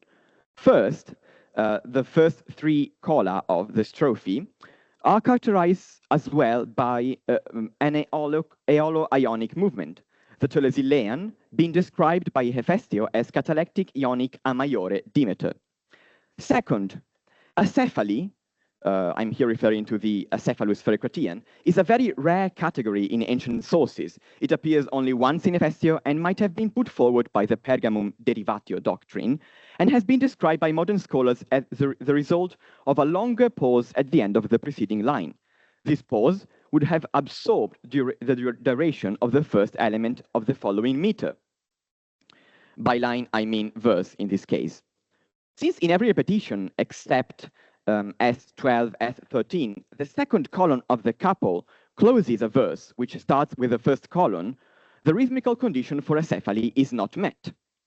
In this case, acephalus would be merely descriptive, so for example, Dale and Snell usually interpret them, indicating a colon that traditionally originated as acephalus and was subsequently used as an independent, self-standing verse or as a colon in internal or final positions within a verse due to its high recognizability. Third, the reasons for accepting the all Aeolic nature of this strophe, like Gentili and Snell-Meller have done, here would be metrical and rhythmical regularity. But we have seen that Aeolic and Ionic cola in Pindar are not rare. The aforementioned sequence seems ambiguous by nature. It is generally referred to as Ratianum, even though the term does not clarify its metrical or rhythmical nature, and represents a catacolon description devoid of any underlying catametron analysis. Depending on the metrical context, it will be described as ionic, aeolic, but also enopleiac, that is catalectic prosodiac, or anapestic, that is anapestic pentamime. However one interprets it, it is very widespread in Greek lyric poetry from its beginning onwards, appearing in both serious and popular poetry. You may compare PMG 848, and acquiring a special, but not exclusive, use at verse end or stanza end. It should be here noticed that this sequence is twice attested in refrain lines in Pindar's paeans. The relevance of this fact shall be clarified later. Finally, we should notice that this couplet is repeated 5 times, thus achieving a metrical regularity unattested elsewhere in Pindar. This is all the more striking, since both Pindar himself and ancient and modern sources record his compositive poikilia, that is variety. In Olympian 3, line 4, for example, he refers to his own style as neosigalos tropos, literally new shining mode. This variety is especially visible in his non-catenopton epitrites composition, to whom Olympian 9 belongs. The two features of this trophy are thus a refrain-like repetitions and aeolo-ionic composition. It has been noticed by many commentators, Gerber, Gentili et ali, Itsumi, that Pindar is here contrasting a kōµos song with his own in order to stress the qualitative superiority of his epinicion over more traditional forms. One viable method of inquiry is therefore to verify if there is, in Pindar, any link between the theme of the kōµos and the meter hereby adopted. Kōµos is a generic term, very often used by Pindar with reference to a wide array of phenomena.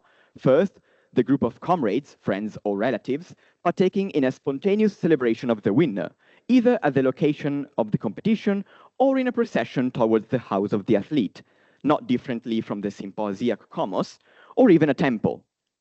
Second, the celebration itself. Third, a mood of celebration and party. It has been generally recognized as the non-literary performative ritual for running the more elaborate epinicion. And Pindar himself actually refers to ancient mythical celebrations of successful athletes as kōmoi. Pindar's allusions to the sphere of the kōmos, what has been termed kōmos language or kōmastic mode, seems to have 2 possible functions. Contrasting traditional spontaneous song with his own poetry, and or assimilating into his compositions the aesthetics of a well-known ancient and traditional song form. These 2 functions cannot be completely separated. It is evident that assimilation might be a form of emulatio, and therefore of competitive engagement with a poetic tradition. But is this engagement reflected in meter as well? The transmitted colorimetries of other epinicia, where kōmastic language is in operation, suggest that the answer might be positive. Let's have a look, for example, at the case of Nemean 4, cola 6 to 12 of this trophy. The ode is monostrophic and consists of 12 repetitions of the same stanza. However not regular like Olympian 9, the verses are made up of couples of cola, always starting with an aeolic sequence, glyconians or polyschematic dimeters, and ending with an ionic one, Telesilean and others that I have put on the presentation. Particularly telling is the text at lines 9-15, I have put a translation. 2 passages in the strophe might suggest kōmastic language. First, the previous part of the poem is called procomion, that is a prelude to the kōmos, which is in turn identified with Pindar's poem. So we might have here an example of an assimilative function. Subsequently, Pindar remembers Timazacus, deceased father, who would have enjoyed celebrative songs for his son, hymnon keladese kallinikon. Kallinikon, in particular, is precisely what used to be shouted in the Archilochus song presented at the beginning of Olympian 9. We shall come back to this later. Timazacus' family seem also to have been particularly inclined to Epinician songs. This is referred to at lines 77 to 80 and 89 to 90. The occasion of such a performance is uncertain, and Pindar needed not have had a specific one in mind, but the passage clearly hints at the existence within the winner's family of frequent, see the adverb thama, celebrative performances different from Pindar's epinicion. According to the terminology used, kallinikon and procomion, we might therefore infer these performances would have been more traditional than Pindar's poem. A hint of rituality is conferred by the inclusion of Zeus and Demea, alongside Timazarchus, as the recipients of the epinicion, line 9 to 10. Likewise, Ephamostus, the winner of Olympia 9, is said to have dedicated his Olympic crown to the altar of Ajax. Another interesting case is Cola 4 to 9 of the Epode of the 8th Pythian.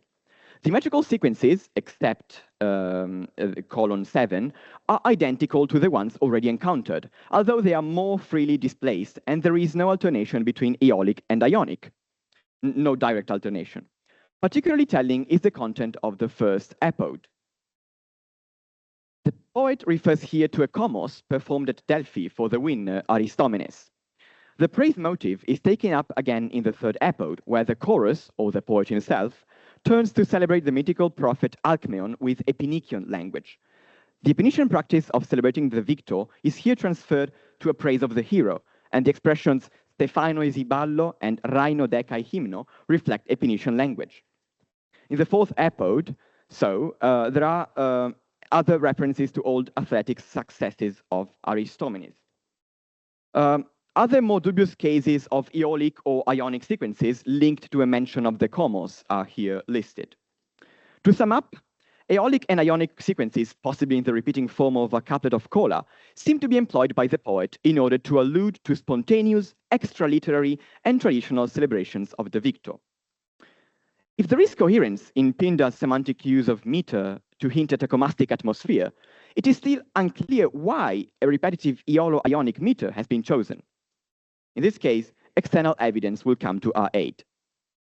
As for repetitiveness, it is useful to examine Archilochus' spurious fragment 324 West, which was quoted by the Scholia Exegetica at Olympian 9. It consists of an ancient hymn to Heracles, the victor, that was then reused in celebrating any athletic winner.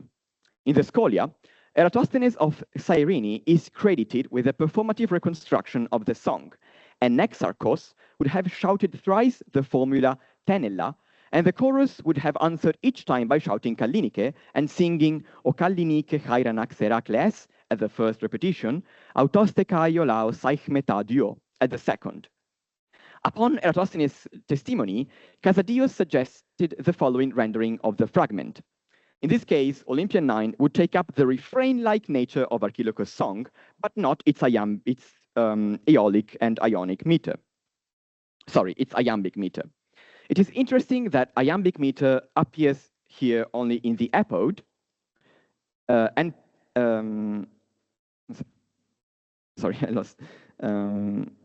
which, however, boasts of distancing itself from Archilochus' composition.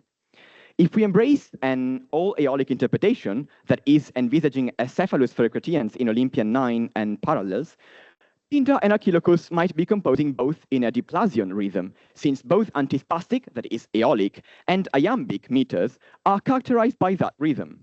However, as we have seen, this is less likely, however, still possible. On the basis of Eratosthenes' quotation and Callimachus' epinician to Eusebius, it is likely that the refrain tenella Kallinike was called Ephymnion already at the turn of the 4th century.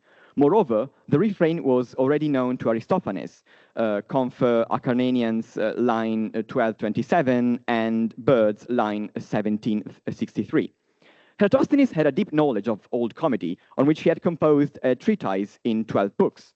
So it is highly likely that he was familiar with such kind of performances.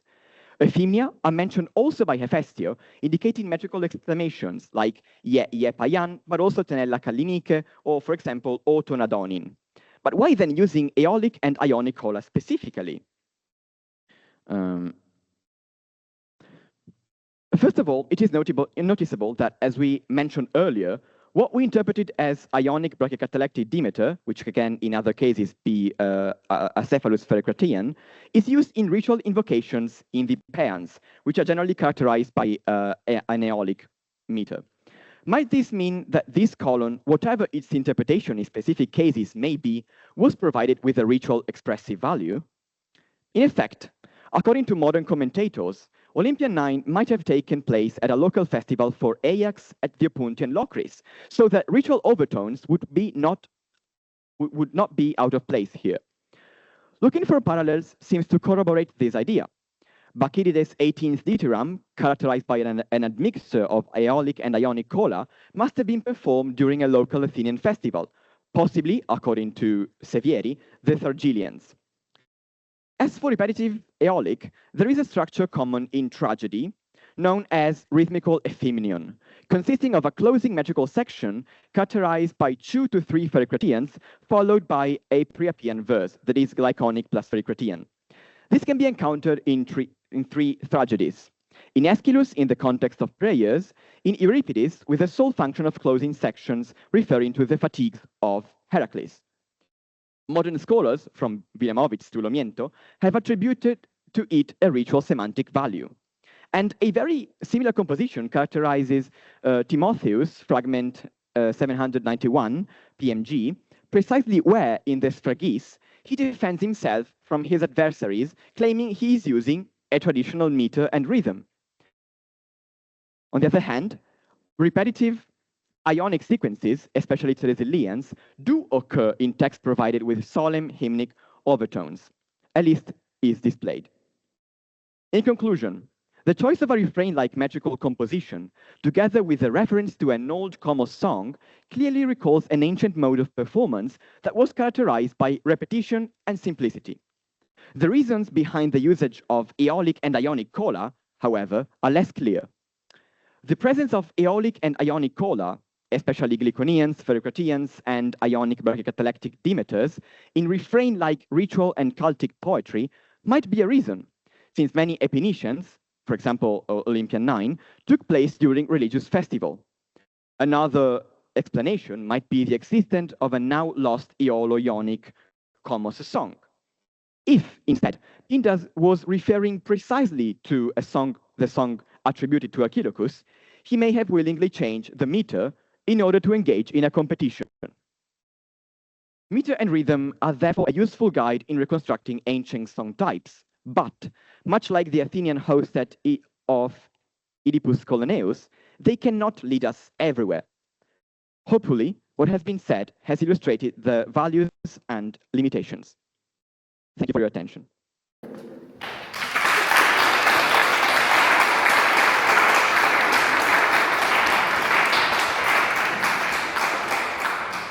Thank you, Filippo. Is there any question, remark, reaction? Kōµos dance? Oh, Tim and then Stefan?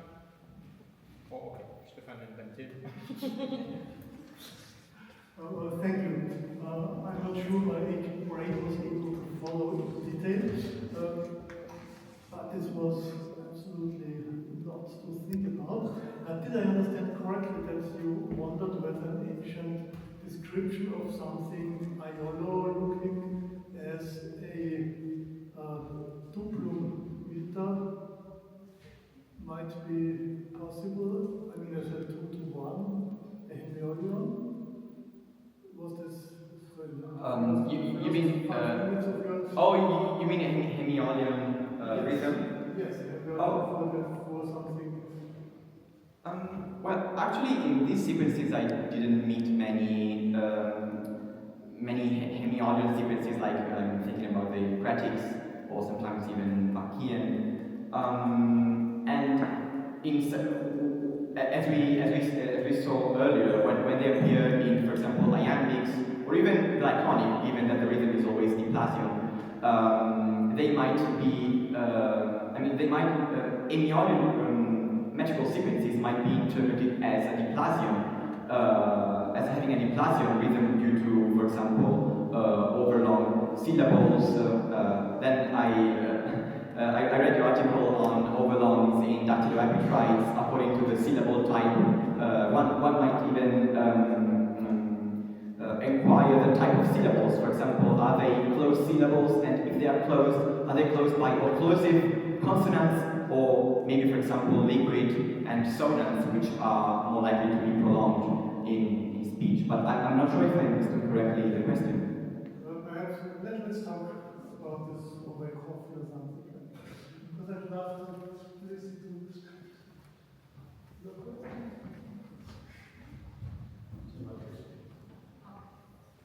Thank you.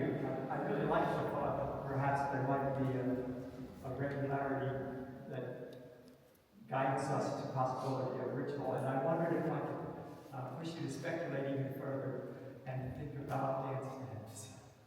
Is there a possibility that we are watching specific encouragements of certain kinds of choreography within the dance of the kòµos going on here?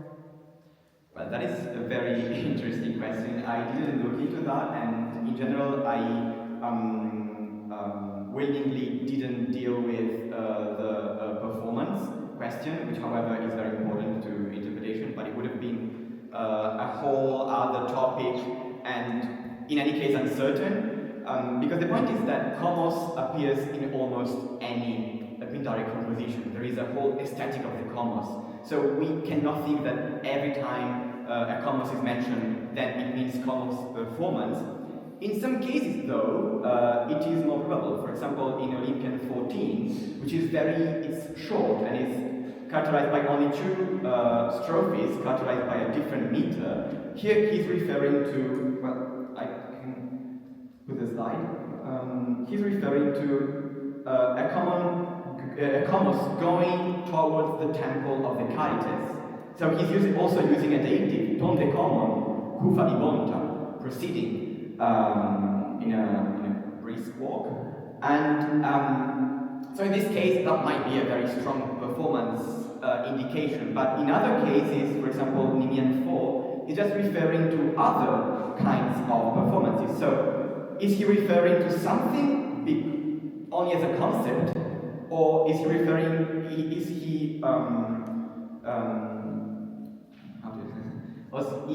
he using that rhythm specifically for a particular choreography? I don't know, but that's a very fascinating question and it deserves further study. Thank you very much.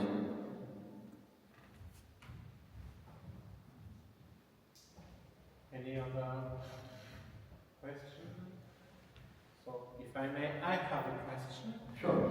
Because you are looking at Pindar and what was before, but you said that Callimachus is quoting Pindar, quoting ArcHiMèdE. So, what does it bring to your reflection, the text of Callimachus, the Epinic to Sosibius? Okay. So I think it's quite likely that Callimachus attributed the sequences, the sequence, well, at least just as Callinicon Euphemion. We don't know if he attributed the specific fragment quoted by the Scholia to ArcHiMèdE, but I think it's very likely that both the Scholia and Callimachus are referring to the same tradition.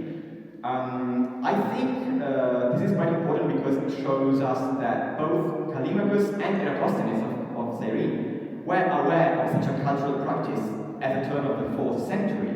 So we don't know, and this is also referred to in comedy. Then we're talking about possibly popular poetry, and in this case it's quite difficult to grasp the specific metrical or rhythmical nature.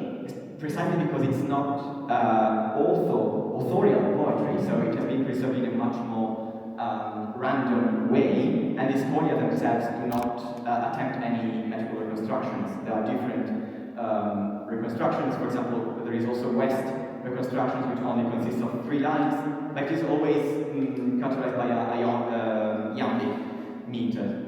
So I think they are referring to a very widespread cultural practice. I think it's quite difficult to understand what was the precise form of this cultural practice. But the fact that also Callimachus refers to it doesn't prove anything as far as Pindar is concerned, but is a testimony to the great popularity of this practice. Last chance. Okay, so thank you again, Filippo. Thank you.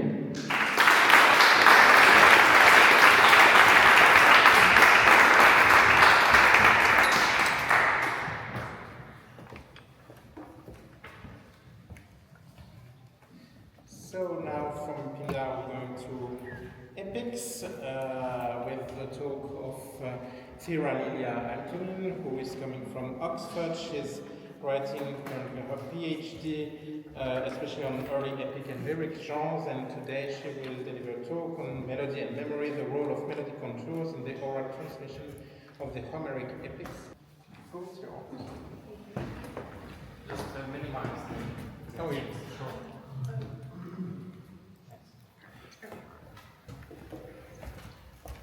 Thank you so much, and thank you to the organizational committee for organizing this wonderful conference and for the opportunity to share my work with you. I always love coming here and getting feedback and sharing ideas, so I'm always grateful to have the opportunity. Today I will be presenting on a paper entitled Melody and Memory, the Role of Melodic Contours in the Oral Transmission of the Homeric Epics. Perfect. The image of a Homeric bard with his rhabdos or kithara, which actually you can see here in the staff and the kithara, or the lyre, such as Demodocus and Phemius in the Odyssey, sitting in front of an audience at a banquet and spinning their tales from the air, creating them from their memory, is an emblem of the nature of the composition, performance, and transmission of the early ancient Greek epic poetic traditions, which were rooted in oral performance and began by being passed down through generations of bards. Lord describes this tradition as singer, performer, composer, and poet are one under different aspects, but at the same time. These bard poets did not memorize fixed texts, but composed through the act of performance, relying not on rote recall, but on sophisticated oral techniques rooted in memory. Central to this system was the internalized mastery of formulaic expressions. These formulas, which are fixed phrases or entire lines that conform to specific metrical patterns, such as, these are some examples, come in various forms and can be found scattered throughout the long epic poems. They served both as compositional building blocks and as mnemonic devices that enabled the bard to create and remember thousands of lines of verse in performance. Pioneering comparative ethnomusicological research that was done by Lord and Perry in the 20th century, at that time, and I think a little bit now, still surviving oral traditions of the former Yugoslavia, has provided insights into the role of such formulaic patterns and oral composition traditions of long poems that seem to be of the same type as the Homeric epics, suggesting that formulas in these poems formed the base structure of oral composition traditions, acting as memory anchors for the performers and the composers as they sang verse after verse. While extensive scholarship has analyzed the rhythmic, syntactic, and semantic dimensions of these formulas, less attention has been paid to their melodic patterns, which are formed by the melodic movements of pitch-accented words. Serbo-Croatian was pitch-accented. Lord and Perry's studies of Yugoslavian bards highlighted how poets internalized not only the rhythmic and semantic patterns, but also melodic patterns, created by variations of elements such as the melodic pitch accents and vowel lengths. However, despite this, Lord and Perry barely place any focus on the melodic patterns of the epics, and they actually say, "We note the inadequacy of our texts without music in presenting a picture of epic song." These sound patterns, combinations of vowel lengths, consonantal clusters, and the melodic patterns of the pitch accents of the words were essential to the oral performance of epic song. The parallel between Yugoslavian bards and the Homeric epic bards is useful because ancient Greek was also a pitch-accented language.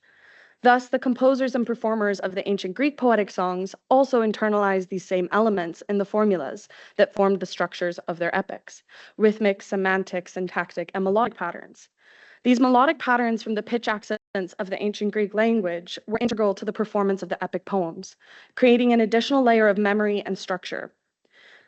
My presentation today aims to examine specifically the melodic patterns of a couple of different examples of formulas throughout Book 24 of the Iliad.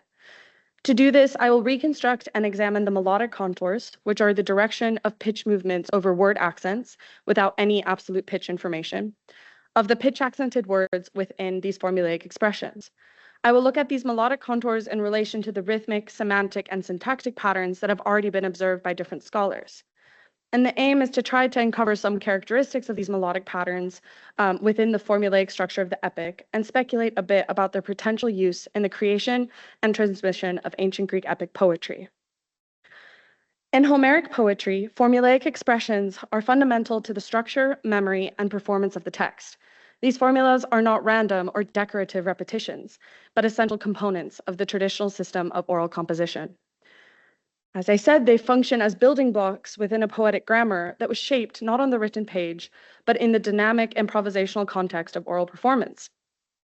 Lord and Perry have shown that these formulas originated as practical tools to assist poets during live recitation.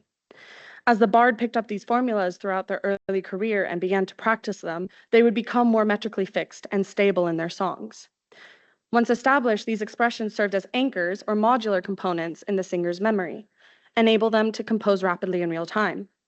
According to Lord and Perry, this flexibility and repeatability are not signs of mechanical reproduction, but evidence of a complex system of oral creativity, in which the bard was not reciting a static text, but creating a living song from traditional building blocks, drawing on a vast repertoire of formulaic expressions that were shaped by rhythm, syntax, and sound. Formulaic expressions also played a functional role in the performance itself. Because they were familiar and readily deployable, they gave the performer a brief moment of cognitive rest, spaces in which to recall or prepare what would happen next. For this reason, they often appear at moments of structural transition within the poems, such as the beginning of speeches, arming scenes, or acts of supplication. Through analyses of the Homeric epics and comparative analyses with formulae in the Yugoslavian bardic tradition, Lord and Perry were able to define several characteristics of Homeric formulae. The key point was that while often formulas are repeated word for word, they were not always defined by this repetition, but could also be linked through repeated essential structural features. Therefore, even if a particular phrase does not occur word for word in the poems, it may still belong to a larger system of formulaic expressions that occupy a similar metrical and syntactic slot. That one example that they give is a 3-syllable noun in the dative, followed by a reflexive in a specific metrical position that has maybe one word or a concept that is in common. In this way, the bard did not need to memorize an exhaustive number of individual phrases, but rather acquired core structural patterns that could be flexibly adapted in performance.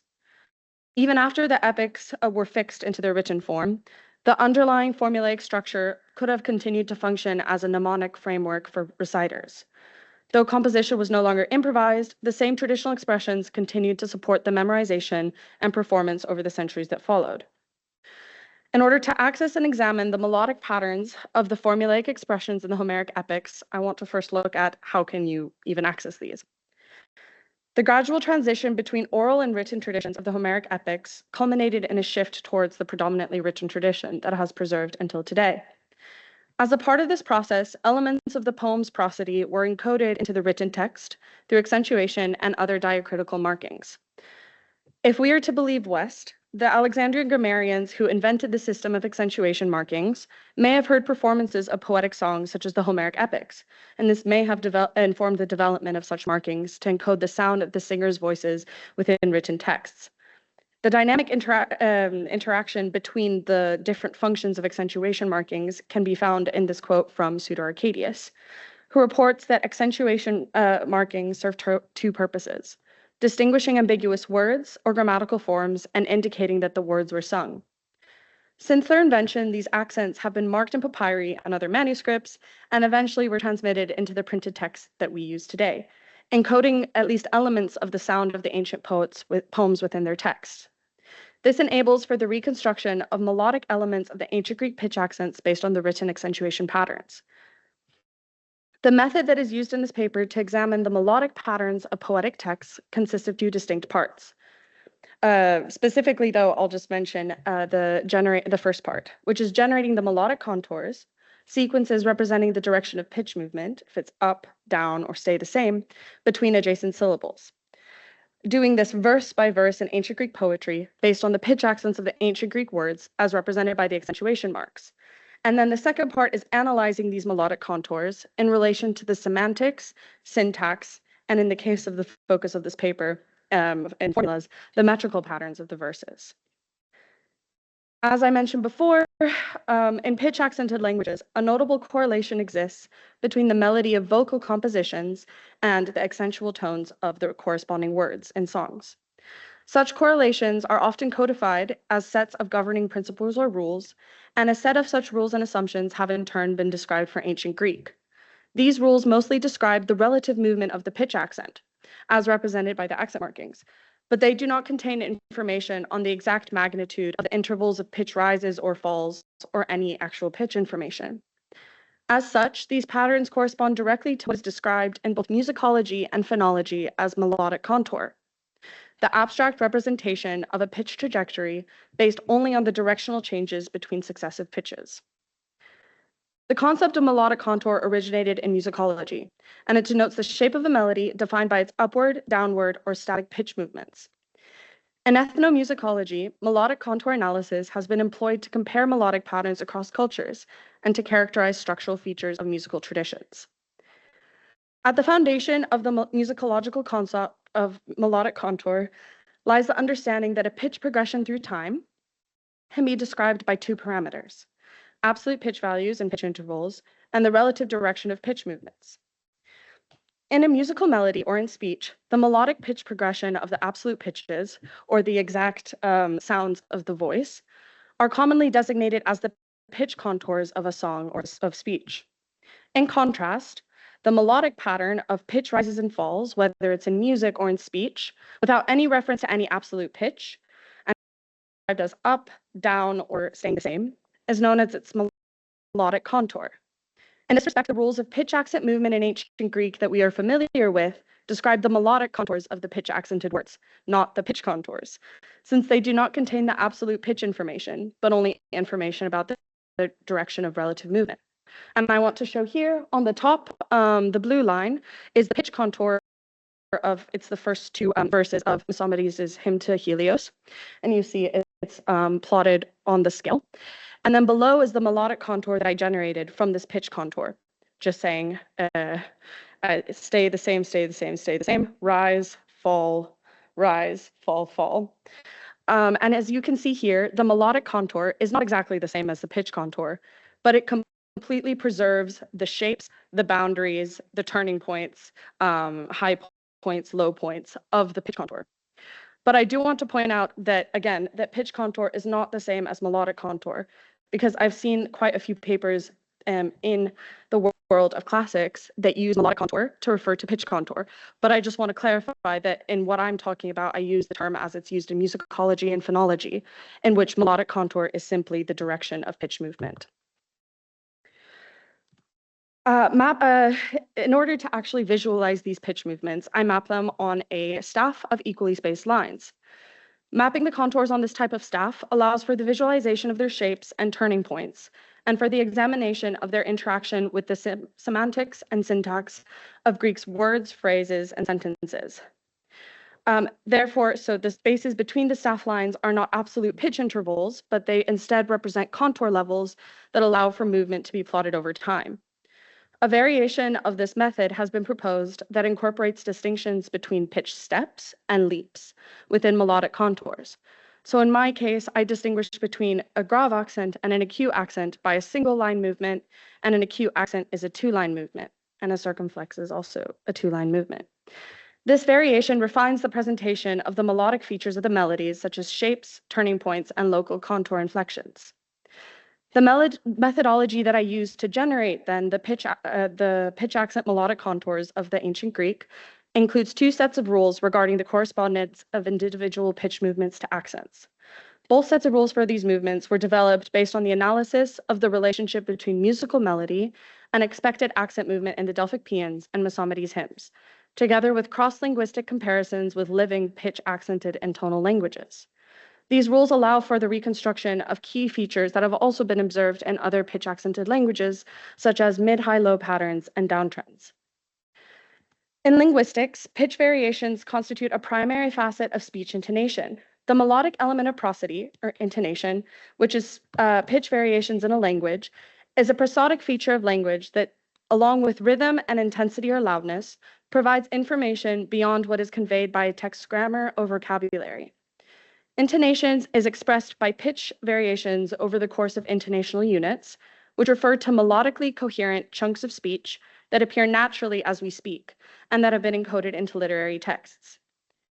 In phonology, the pitch contours of these intonational units, because it's actually how speech moves, are described by shapes and are delineated by boundaries, which linguistic analyses have shown usually are made explicit by pauses or boundary tones, which is a rise at the beginning of the intonational unit and usually a fall, sometimes not, but most of the time, a fall at the end of an intonational unit, and turning points, so changes of direction.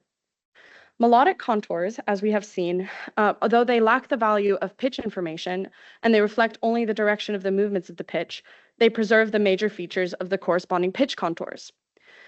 Therefore, we can make speculations on the intonational patterns and analyze the intonational patterns of text, of words, based on the characteristics of the corresponding melodic contours that we can at least attempt to reconstruct from the accentuation. Analyses of these shapes and turning points therefore allow for an exploration of the relationship between phonology, syntax, rhythm, and semantics. And now to the more explicitly memory part. Psychomusicological research has consistently demonstrated that melodic contour is a primary cognitive cue in the memorization and recognition of melodic material. This is particularly evident in studies from the 1970s and 1980s, which investigated how listeners process folk song melodies, especially those transmitted through oral traditions. These studies showed that people recognized and remember melodies more easily when the melodic contour is preserved, even if the actual pitches or exact intervals are changed. And contour plus relative interval size are reliably memorized and remembered.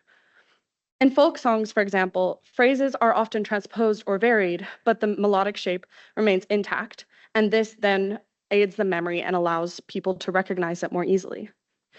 This makes melodic contour particularly relevant in oral traditions like early Greek epic performance, where exact pitch reproduction was likely variable, and melodic identity might have been based on preserving recognizable directional patterns rather than specific melodic pitches.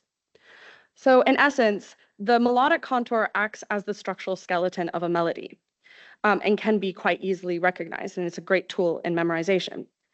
Relative intervals, such as the difference between step and leap that I mentioned earlier, help refine the structure, especially in familiar contexts. And even when all absolute pitch info is lost, contour-based recognition remains strong. I have a quick example, but when I was in my undergrad, I decided to take a stab at trying to reconstruct an example of a melody from the Iliad. This is Book 24, Andromache's Lament. Lots of things changed since then, but in March I had the opportunity to look at it again. And before I did so, I realized I remembered something from it. I didn't remember the words, but I remembered the broad pitch movements, so the melodic contour, and the rhythm. So now it's a bit difficult because I know now this part, but I remembered something like dun dun dun dun dun da da dun da da dun da da dun dun. So I remember broadly the movements. And then I was able to identify what line that was by just trying to follow the melodic contour that I remembered. So it's a great tool for memorization.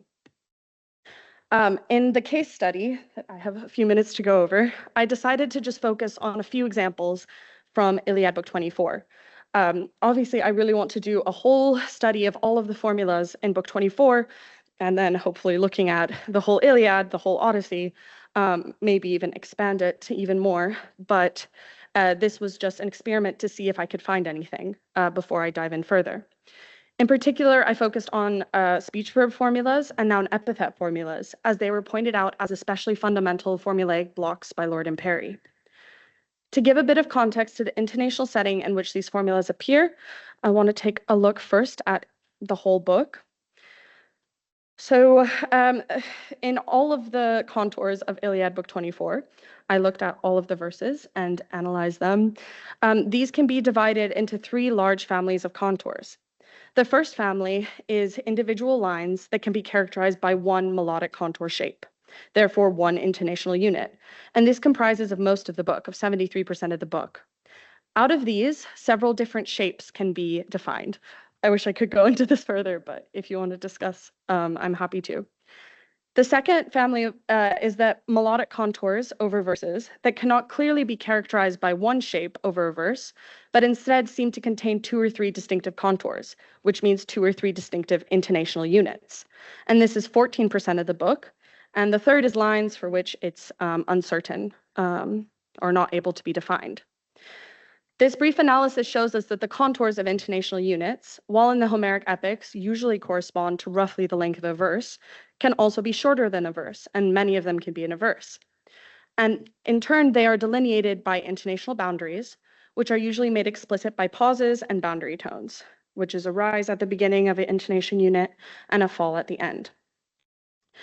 One overall observation that I found was that most of the formulas that I found can be defined in their melodic contour as single intonational units. This means that their intonation, these are just a couple of examples that are two words that are noun epithet formulas. They stand alone and they're defined from the rest of the verse or syntactic unit. They are bracketed by turning points in their directions, and they can sometimes be defined by a shape. And as they are their own units, they can be moved around, they can be pieced together while keeping their semantic, syntactic, metrical, and melodic patterns intact. One example of this is the formula of Thyra-Lilja, which gives us an interesting example of a noun epithet formula that moves throughout the verses depending on its setting. There are two instances in Book 24 where a Thyra-Lilja appears in the second and third foot, three where it appears in the fifth and sixth foot, and one where it appears in the fourth and fifth feet. This mobility shows that the phrase maintains a consistent melodic identity despite its placement, suggesting a formulaic melodic template in oral performance. In addition, this example shows us how the same formulaic expressions can be used with seemingly different compositional functions. Some appear at the beginning of the line and seem to place the top two graphs, and seem to place a higher pitch peak on hectora, maybe bringing auditory focus there, and some end the verse with a sense almost of a cadence or a finality. In addition, words can be switched in and out of formulas. Hector's common epithets, androphonoio and hippodamoio, give us an opportunity to observe how variations between the use of these two epithets in various different manuscripts actually preserve not only the same rhythmic sequence, but also the same sound. In verse 724, West, following a series of papyrian manuscripts, prints Hectores hippodamoio karen metakersine kusa. However, in one manuscript, in manuscript Omega, a variation appears with androphonoio instead. As you can see, this change actually makes no difference in the melodic contour, as the accentuation of the word is the same. But this is an example of possibly a variation that passed down somehow, where they swapped them. And while it's not certain if this variation comes from the oral tradition directly, this is an example of something that could have happened in performance, I think. And I want to briefly look at an example of a formula where both of the words change. So in particular, I want to look at makares theoi, which in the Iliad, in Book 24 appears 3 times in the same metrical position. Its melodic contour remains consistent across all 3 verses in which it appears, despite each verse describing different actions of the blessed gods, from pitying Hector to sitting together as immortals to caring for Hector's body. In all cases, makares theoi functions as a distinct intonational unit, marked by turning points in the melodic line, and it is a simply different type of melodic movement shape than the other parts of the verse. I then noticed that this is supposed to be verse 84. Wait, no, that is verse 84, sorry. The phrase halia theai shows the exact same melodic contour and metrical placement, and it functions similarly as its own unit, bracketed by 2 contours on either side within the verse. Both expressions share not only metrical position and melodic shape, but also grammatical structure, highlighting a possible formulaic substitution pattern, like Lord and Perry suggested. However, when scanning for this melodic contour elsewhere in the Iliad, I found 23 other instances of the same melodic pattern, dun, dun, dun, dun, dun. While the contour matches, 19 do not share the same metrical position. One example is line 458. And the other 4 that do, none preserve the same grammatical structure. For example, in 345. And all of these differ semantically. They don't have anything with content that is in common. In contrast, makares theoi, the blessed gods, and halia theai, the sea goddesses, are related semantically. And now, if I have a second, I want to also look really quickly at speech-verb formulas. Often we say that these entire lines are formulas, but actually they are made up of two kind of sections. They are often made out of a speech-verb formula and a noun-epithet formula. There are some that are over whole verses, but these are just types that I focused on. In lines 55 and 64, for example, it's the same verb formula. It's with prosefe, and it has different participles before it, kolosamene and apame bovenos. Despite these differences, the melodic contours over the speech verb formula are similar, and both lines begin also with an article. The second half of both of the lines are noun epithet formulas, which seem to be fully independent intonational units, and they are bracketed by turning points and all. Verse 138 has the same, exactly the same verb formula as in 64, but again, the noun epithet formula changes.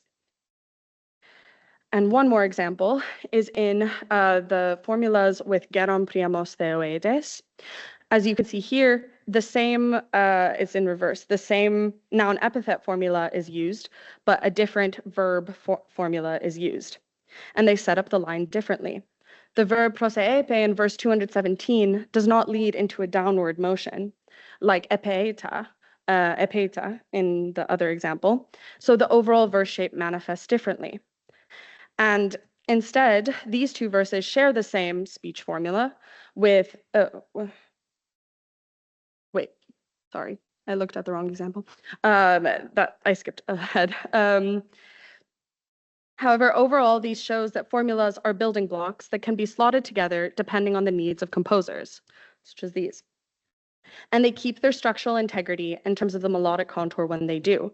So if the composer felt more like one speech formula was stronger than another and more suited his purposes, they could switch them up. But sometimes the pairing becomes so common that it functions as a single formulaic verse, such as the one of Diactoros Argei Fontes and Geron Priamos Theoides. Okay, to wrap up, what we've seen today is that Homeric formulas aren't just repetitive phrases or memory tricks. They're part of a much more complex system of oral composition that relies not only on rhythm and meaning, but also on melody. These formulas carried with them their own melodic contours, which help define their role in the performance and memory of epic song. By looking closely at these contours in Iliad 24, we could see how formulas had their own distinct intonational units, which could be moved around and slotted together, and in certain situations, words could be swapped in and out of the formulaic structures. By reconstructing and analyzing these melodic contours, we can begin to appreciate how such melodic structures may have acted as cognitive anchors within an oral tradition, guiding performance and shaping meaning. Just as modern research in psychomusicology shows that melodic contour is a powerful cue for memory, so too might these melodic shapes have helped bards navigate and recreate epic narrative in live performance.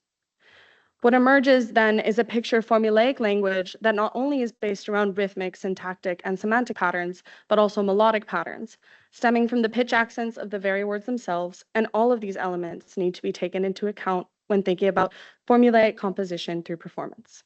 Thank you.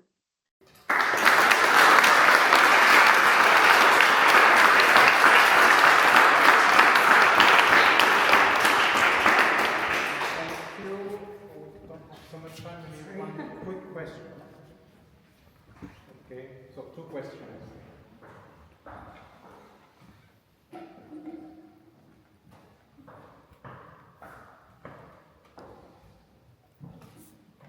Thank you so much for this.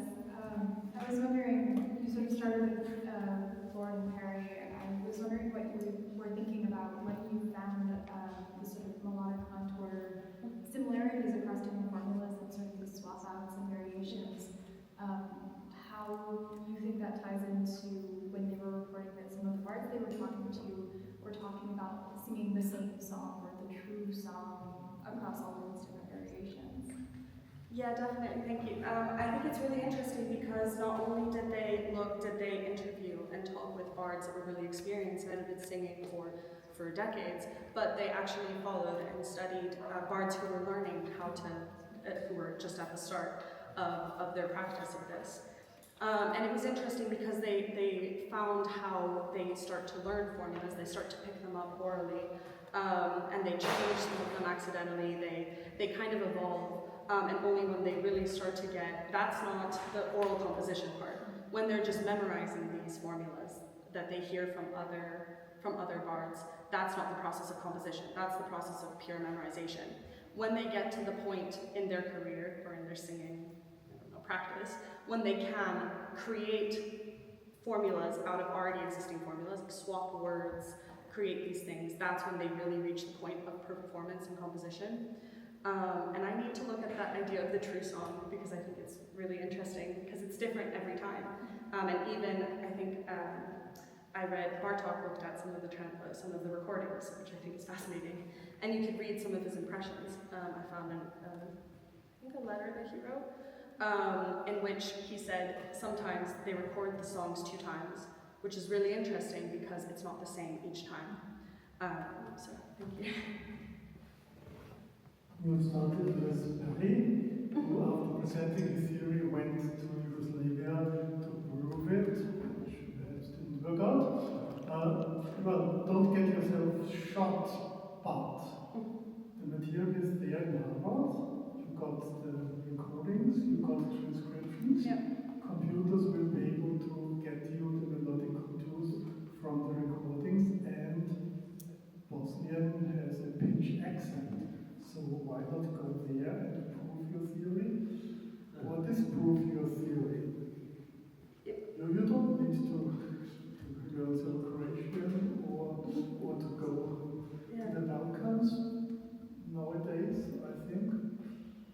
I think that would be really interesting to look at something like that, because melodic contour enables you to do this comparison.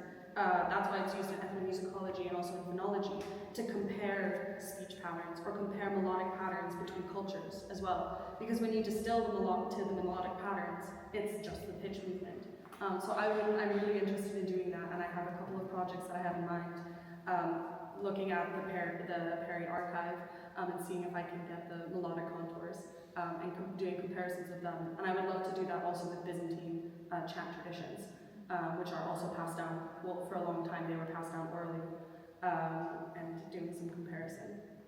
That's it. I don't know whether the data is safe now, whether they have it back up somewhere, whether the current administration can't get at it.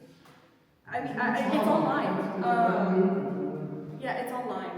I know that they shut down lots of sites recently. Yeah, I mean, I looked yesterday and it was still up, so hopefully it will. Hopefully. It's a project I hope to do in the near future, so hopefully it will still. Okay, Jerry is also keeping time, so sorry, I have to close the discussion. I'm sorry but for going of course, over time. we still have time in coffee break, so thank you. Anxious to discuss.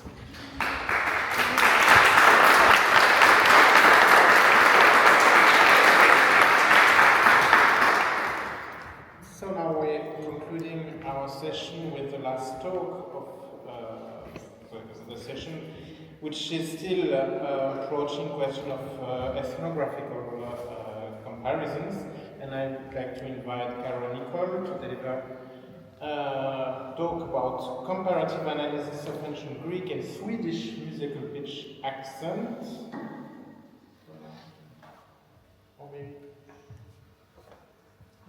Oh, okay, sorry.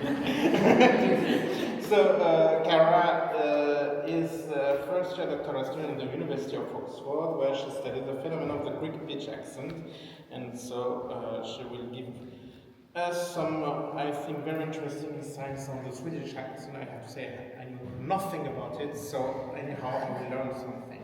Do you have any presentation? I do have a yeah.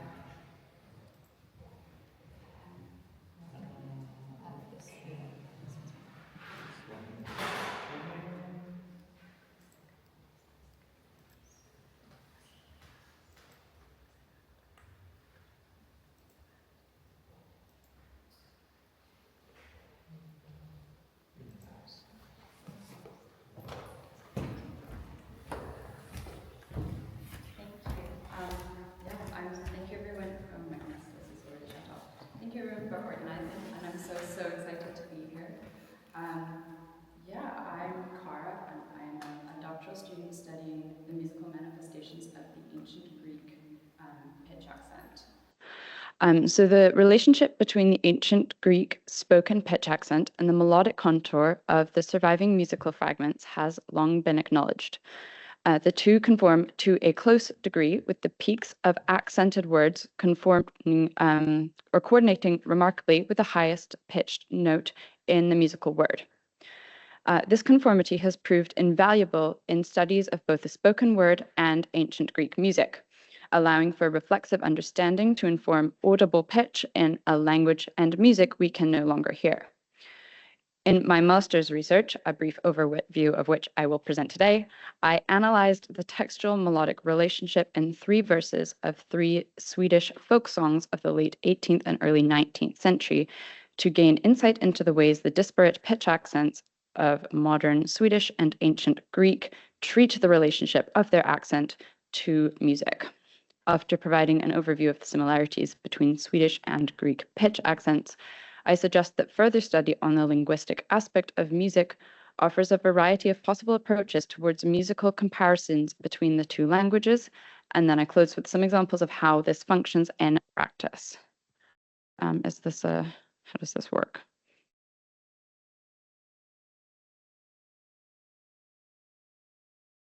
There we go. Ancient Greek, unlike its modern counterpart, employs an accentual system of pitch rather than stress. The difference is principally that the stress accent differentiates the emphasized syllable with volume, and the pitch accent with a raised or lowered harmonic frequency. The evidence for the pitch accent is conclusive, and many detailed works on the subject elucidate the intricate details of the Greek accentual system, but relatively little research has been done on the pitched aspect of the Greek accent. The manifestations of the spoken accentuation are a necessarily auditory feature of language, and so only so much can be preserved by the written word. Since ancient Greek is no longer a spoken language, this evidence for this primarily auditory feature must come from written media. This makes it a challenging feature to pin down. Much of our understanding of the pitch accent comes from ancient descriptions of speech, such as this one. These textual descriptions of the ancient language can be compared against surviving fragments of ancient music, which demonstrate a remarkable level of melodic conformity, wherein the melody of the written music broadly respects and matches the existing contour of the pitched text it illuminates.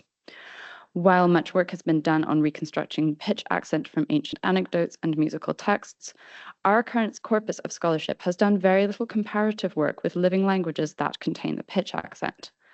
Living languages may not be directly comparable to ancient Greek, but they may provide insight into the functioning of pitch accent languages and their music that we cannot gain from the written word alone. Most of these studies are language specific, and even within the existing scholarship of modern pitch accent languages, very little work has been done on the conformity of pitch accent and melody. Therefore, the study I'm about to present is preliminary and experimental. Nonetheless, it is based on sound findings from research on Swedish and Greek linguistics, as well as widely accepted studies on ancient Greek musicology and customs and rules for composition in stress accent languages. The counterparts for the Greek pitch accent phenomenon are few and far between. While the origin and development of the Swedish pitch accent is largely unknown and almost certainly unrelated to the ancient Greek accent, the languages employ pitch accent in largely the same manner. Thus, it is worth considering Swedish as a living analogue to try and gain an understanding of this ancient language. One basic but important feature to note is that in spoken Swedish, the pitch changes gradually, sliding smoothly up and down without stopping to pick out individual notes along the way. This is important, but this is logical, but it is important to clarify, since much of our evidence for the Greek pitch accent comes in the form of musical texts. Singing, while heavily related to speech, is not the same. Song is based on a clearly defined set of pitches, which melodies must move amongst. This is exactly the opposite of speech, where settling on one specific pitch is an uncommon practice. Aristoteles is clear that this distinction was present in ancient Greek, using the word synechies to describe speech and diastematike to describe singing. Oh, here we go. I assume most people are familiar with the Greek accents, the acute, circumflex, and grave, and Thyra did a great job of explaining that. The detailed rules for accentuation of each accent are elaborate, but allow me to briefly recall that in short, there is one pitch peak per word, which falls on the accent-bearing syllable. The fundamental rule for musical composition, according to the pitch accent, is that the spoken pitch peak must align with the highest musical note of each word. This is known as the pitch height rule. When this is not obeyed, it is known as a nonconformity. In both Greek and Swedish, the pitch accent bears a relatively light functional load.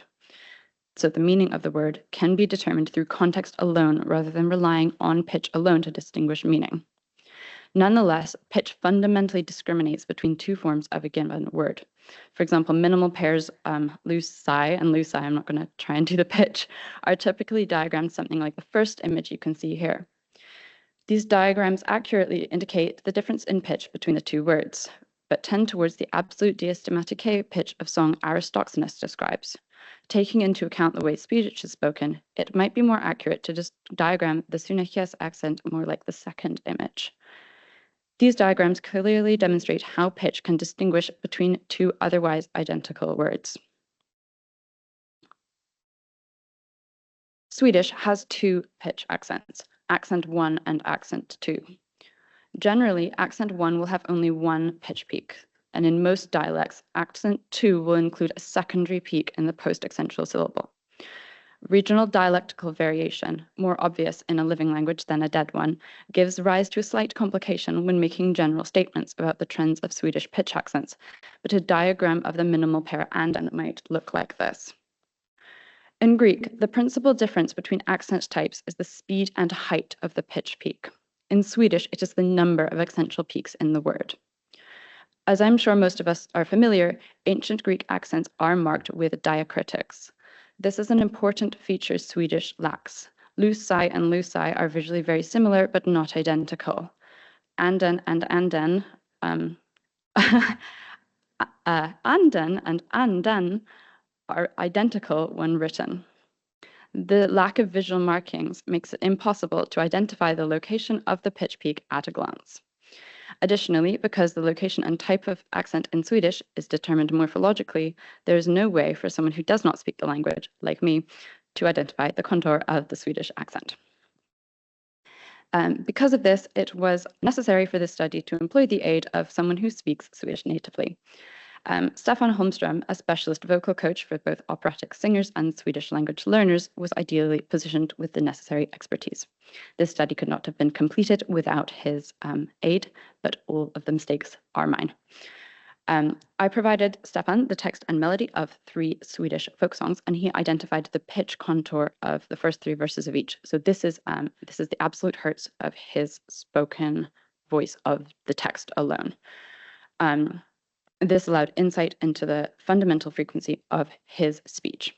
As it stands, all of the accents discussed here are based on his pronunciation, and he reports he speaks with a slightly old-fashioned standard Swedish accent. All the text whose pitch contour is described are drawn directly from the monumental 3-volume collection of Swedish folk songs by Erik Gustav Geijer, compiled in the late 18th and early 19th centuries. Many of these folk songs are popular and still sung widely across Sweden today. As with all oral traditions, there are slight regional and temporal differences, meaning what is sung today is not necessarily what was sung when these songs were collected.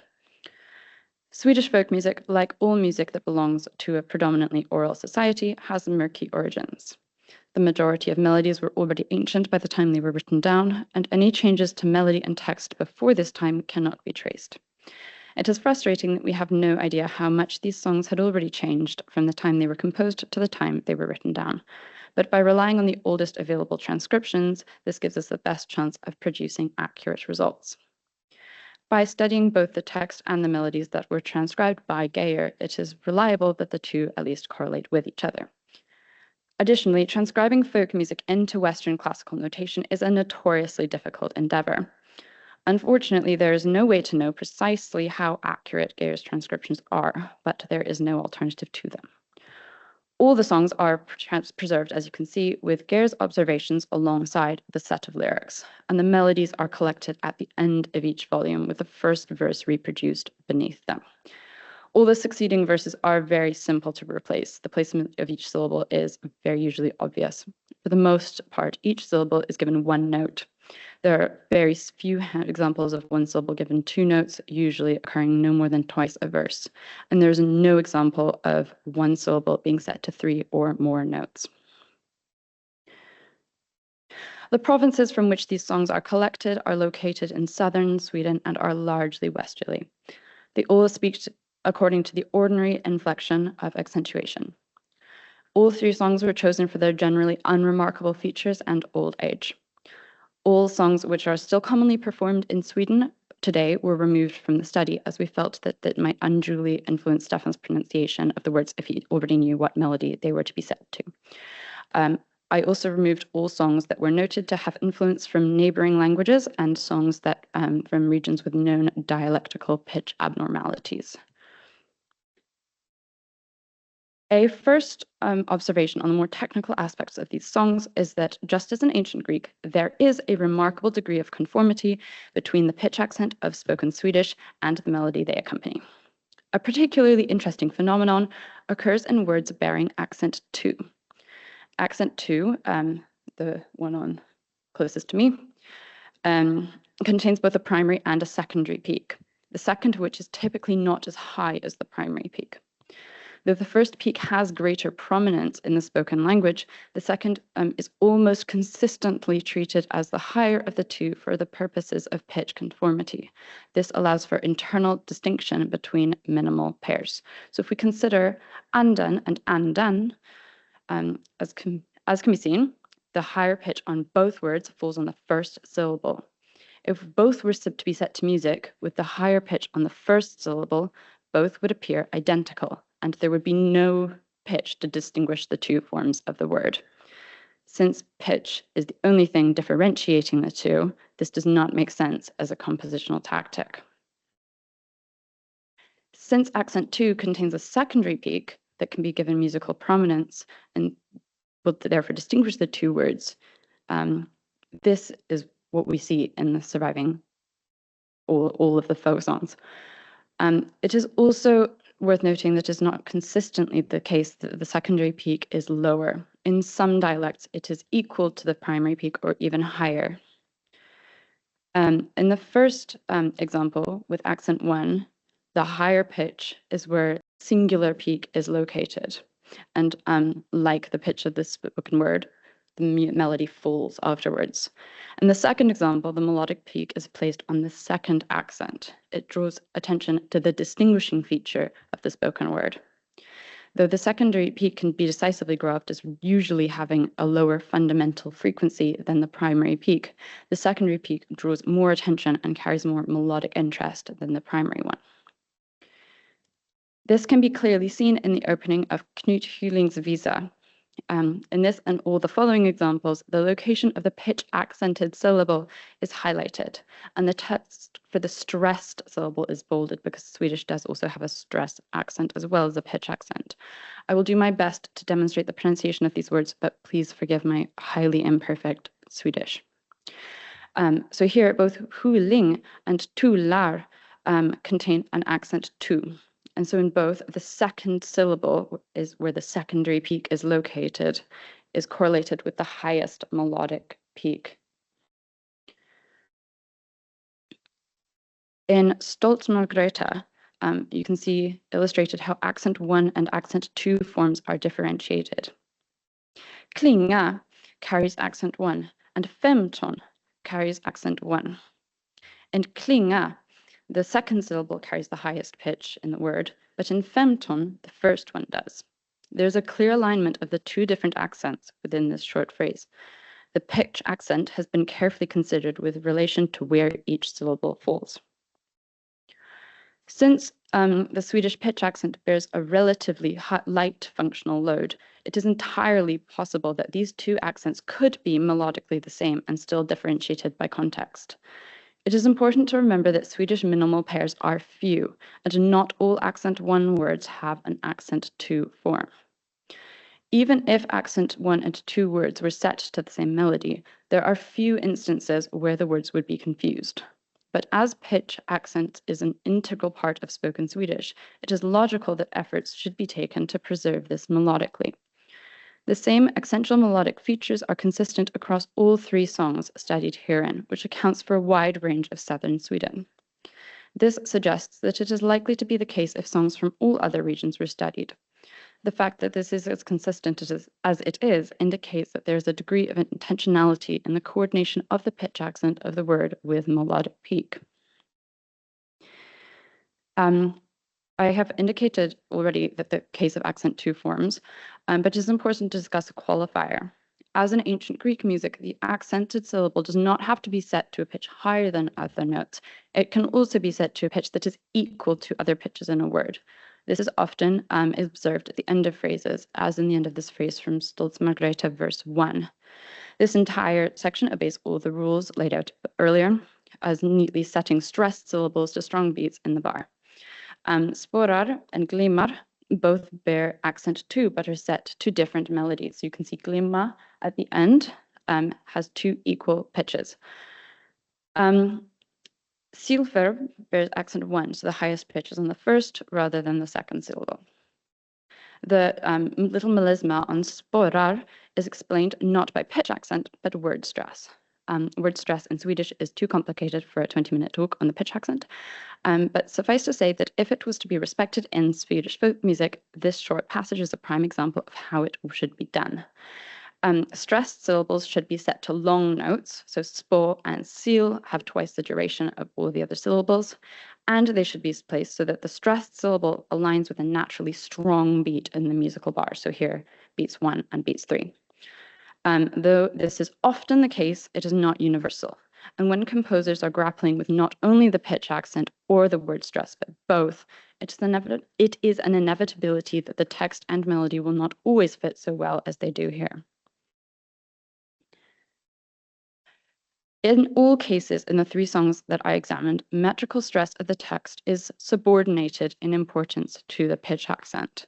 Where a choice must be made between placing the stress on a strong beat or the pitch accent on the highest note of a phrase, the pitch accent is consistently deemed to be of greater importance. A consistent example can be seen in all verses of Rofar and Rimer. The trisyllabic word is followed by a series of monosyllables, all spoken at approximately the same pitch. What is interesting is that the stressed syllable tro is set to a pickup, and the accented syllable lo is given the position of both melodic and metrical emphasis. Each of the terms discussed herein can be found with consistency across the verses of the folk songs studied. While recognizing the unfortunate limitations in sample size, it must also be allowed that these folk songs are representative of diverse regions across southern and central Sweden. These songs were chosen for being largely standard Swedish folk songs without extensive notes on exceptions or interlinguistic exchange. It is a reasonable extrapolation, therefore, that these guidelines could be generally applied to the majority of songs preserved in Geijer's collection. This analysis of Swedish folk song provides remarkable insight into the way that pitch accent languages incorporate accent into melodic shape. The similarities in Greek and Swedish encompasses a significant range of evidence. Significant comparison can be made between the 2 languages and their music. It is remarkable that 2 such disparate languages have as much in common as they do. Among the most significant findings of this study was perhaps the most unexpected, and it relates heavily to one of the most hotly debated topics in the study of ancient Greek music. It has long been acknowledged that Greek theatre has sections where a strophe is responded to by an antistrophe, which is metrically identical and likely contained mirrored physical movement. Given the consistency with which metrical responsion is deployed, it stands to reason that not only meter, but also melody must be repeated. If this is the case, a complication arises that if the melody is to conform to the pitch accent of 2 different texts, as you can observe on the screen, the accents in these texts, which correspond to each other, are not the same, nor are they in the same location. The words, and therefore the associated pitches, are not the same. 2 solutions have been proposed to this conundrum. Either that the melody was through composed and did not repeat, or that the melody was repeated without regard for the pitch accent of one or both verses. Folk song 2 is a strophic genre. The precise functional details of folk versus tragic strophes are, of course, different, but the premise is the same. multiple texts are set to the same repeating melody.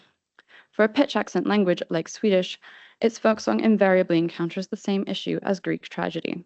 In a remarkable turn of events, the songs analyzed herein displayed a remarkably high degree of accentual responsion across verses.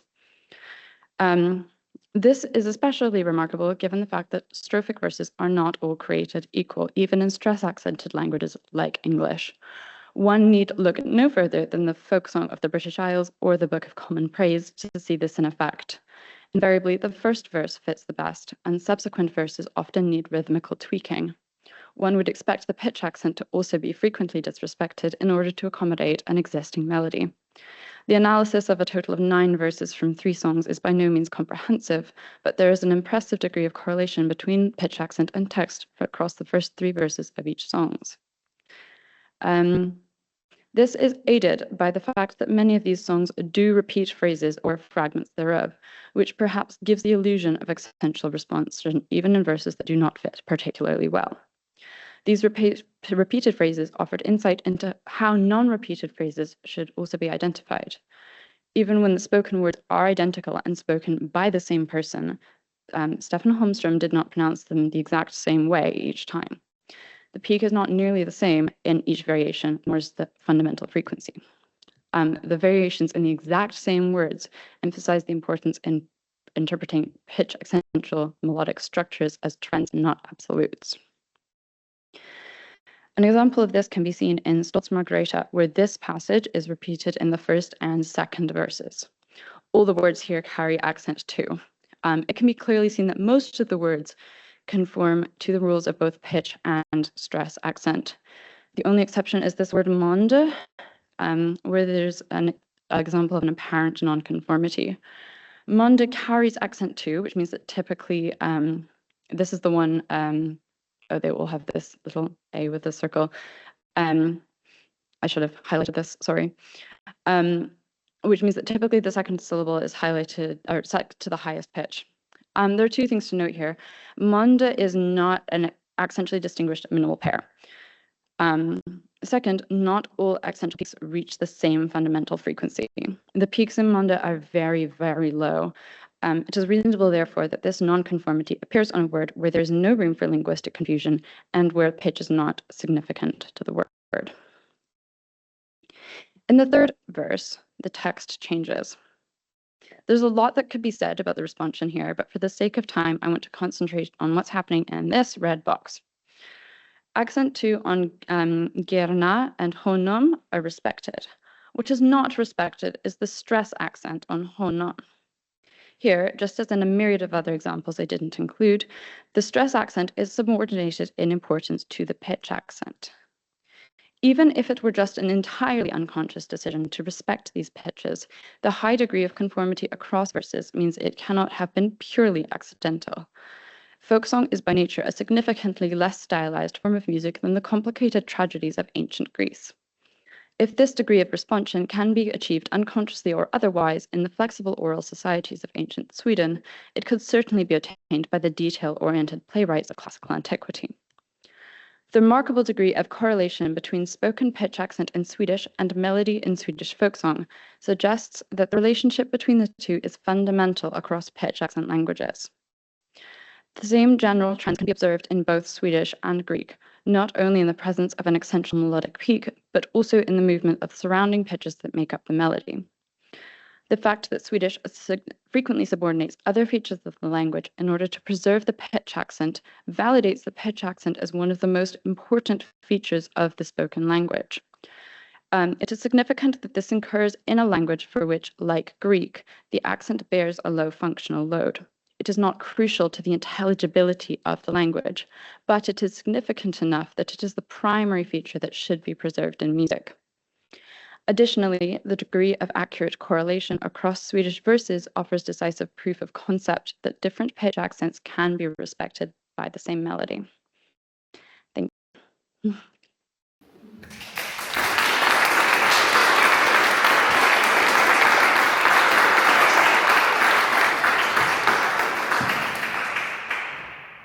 Thank you. Any question? Yeah, thanks. choice. Why did you go for Swedish if you don't talk language and not for Japanese Kyoto dialect, for instance, which is so highlighted by Ian Stephen? And the second is, perhaps you told it, I missed it, did your informant, Stefan, know the songs? I suppose he did because they're quite well-known stocks of Beta, so it seems to be quite a classic. And would this have influenced his spoken delivery? Would he consciously follow somewhat the contour a little, or set him apart from it quite consciously? Sorry, the first question I immediately. Oh, why did I choose Swedish? So I did not choose Japanese because the characters scare me very much. At least Swedish uses the Latin alphabet. I looked at a couple of pitch accent languages. One of the primary choices of Swedish was actually I have family friends in Sweden.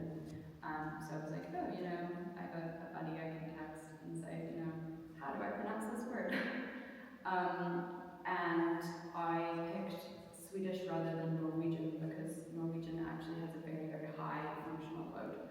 And I was attracted to Swedish because they speak in Finland without the pitch accent. And then there have been some very preliminary studies that suggest that they speak it with a kind of Finnish inflection, rather than, so they speak it not only with no pitch accent, but almost with the wrong pitch accent. And it's still understood. So then I wanted to think about that with melody, and I didn't get to it. And yeah, not Japanese because I can't read it. And Stefan did not know Stolz Margareta. I made a short list of songs that kind of fit my requirements, and I sent them to him and I said, which of these do you know? And then I eliminated the ones that he knew. I sent him only the text to begin with, and he sent me where is that? It's way back here. He sent me 9 of these kind of graphs. He uses these to teach Swedish language learners how to pronounce the pitch accent. And then I sent him the melody. So he's looked at these and he has his own insights and thoughts, but he didn't know them. And he did not, the melody didn't impact him when he was speaking them.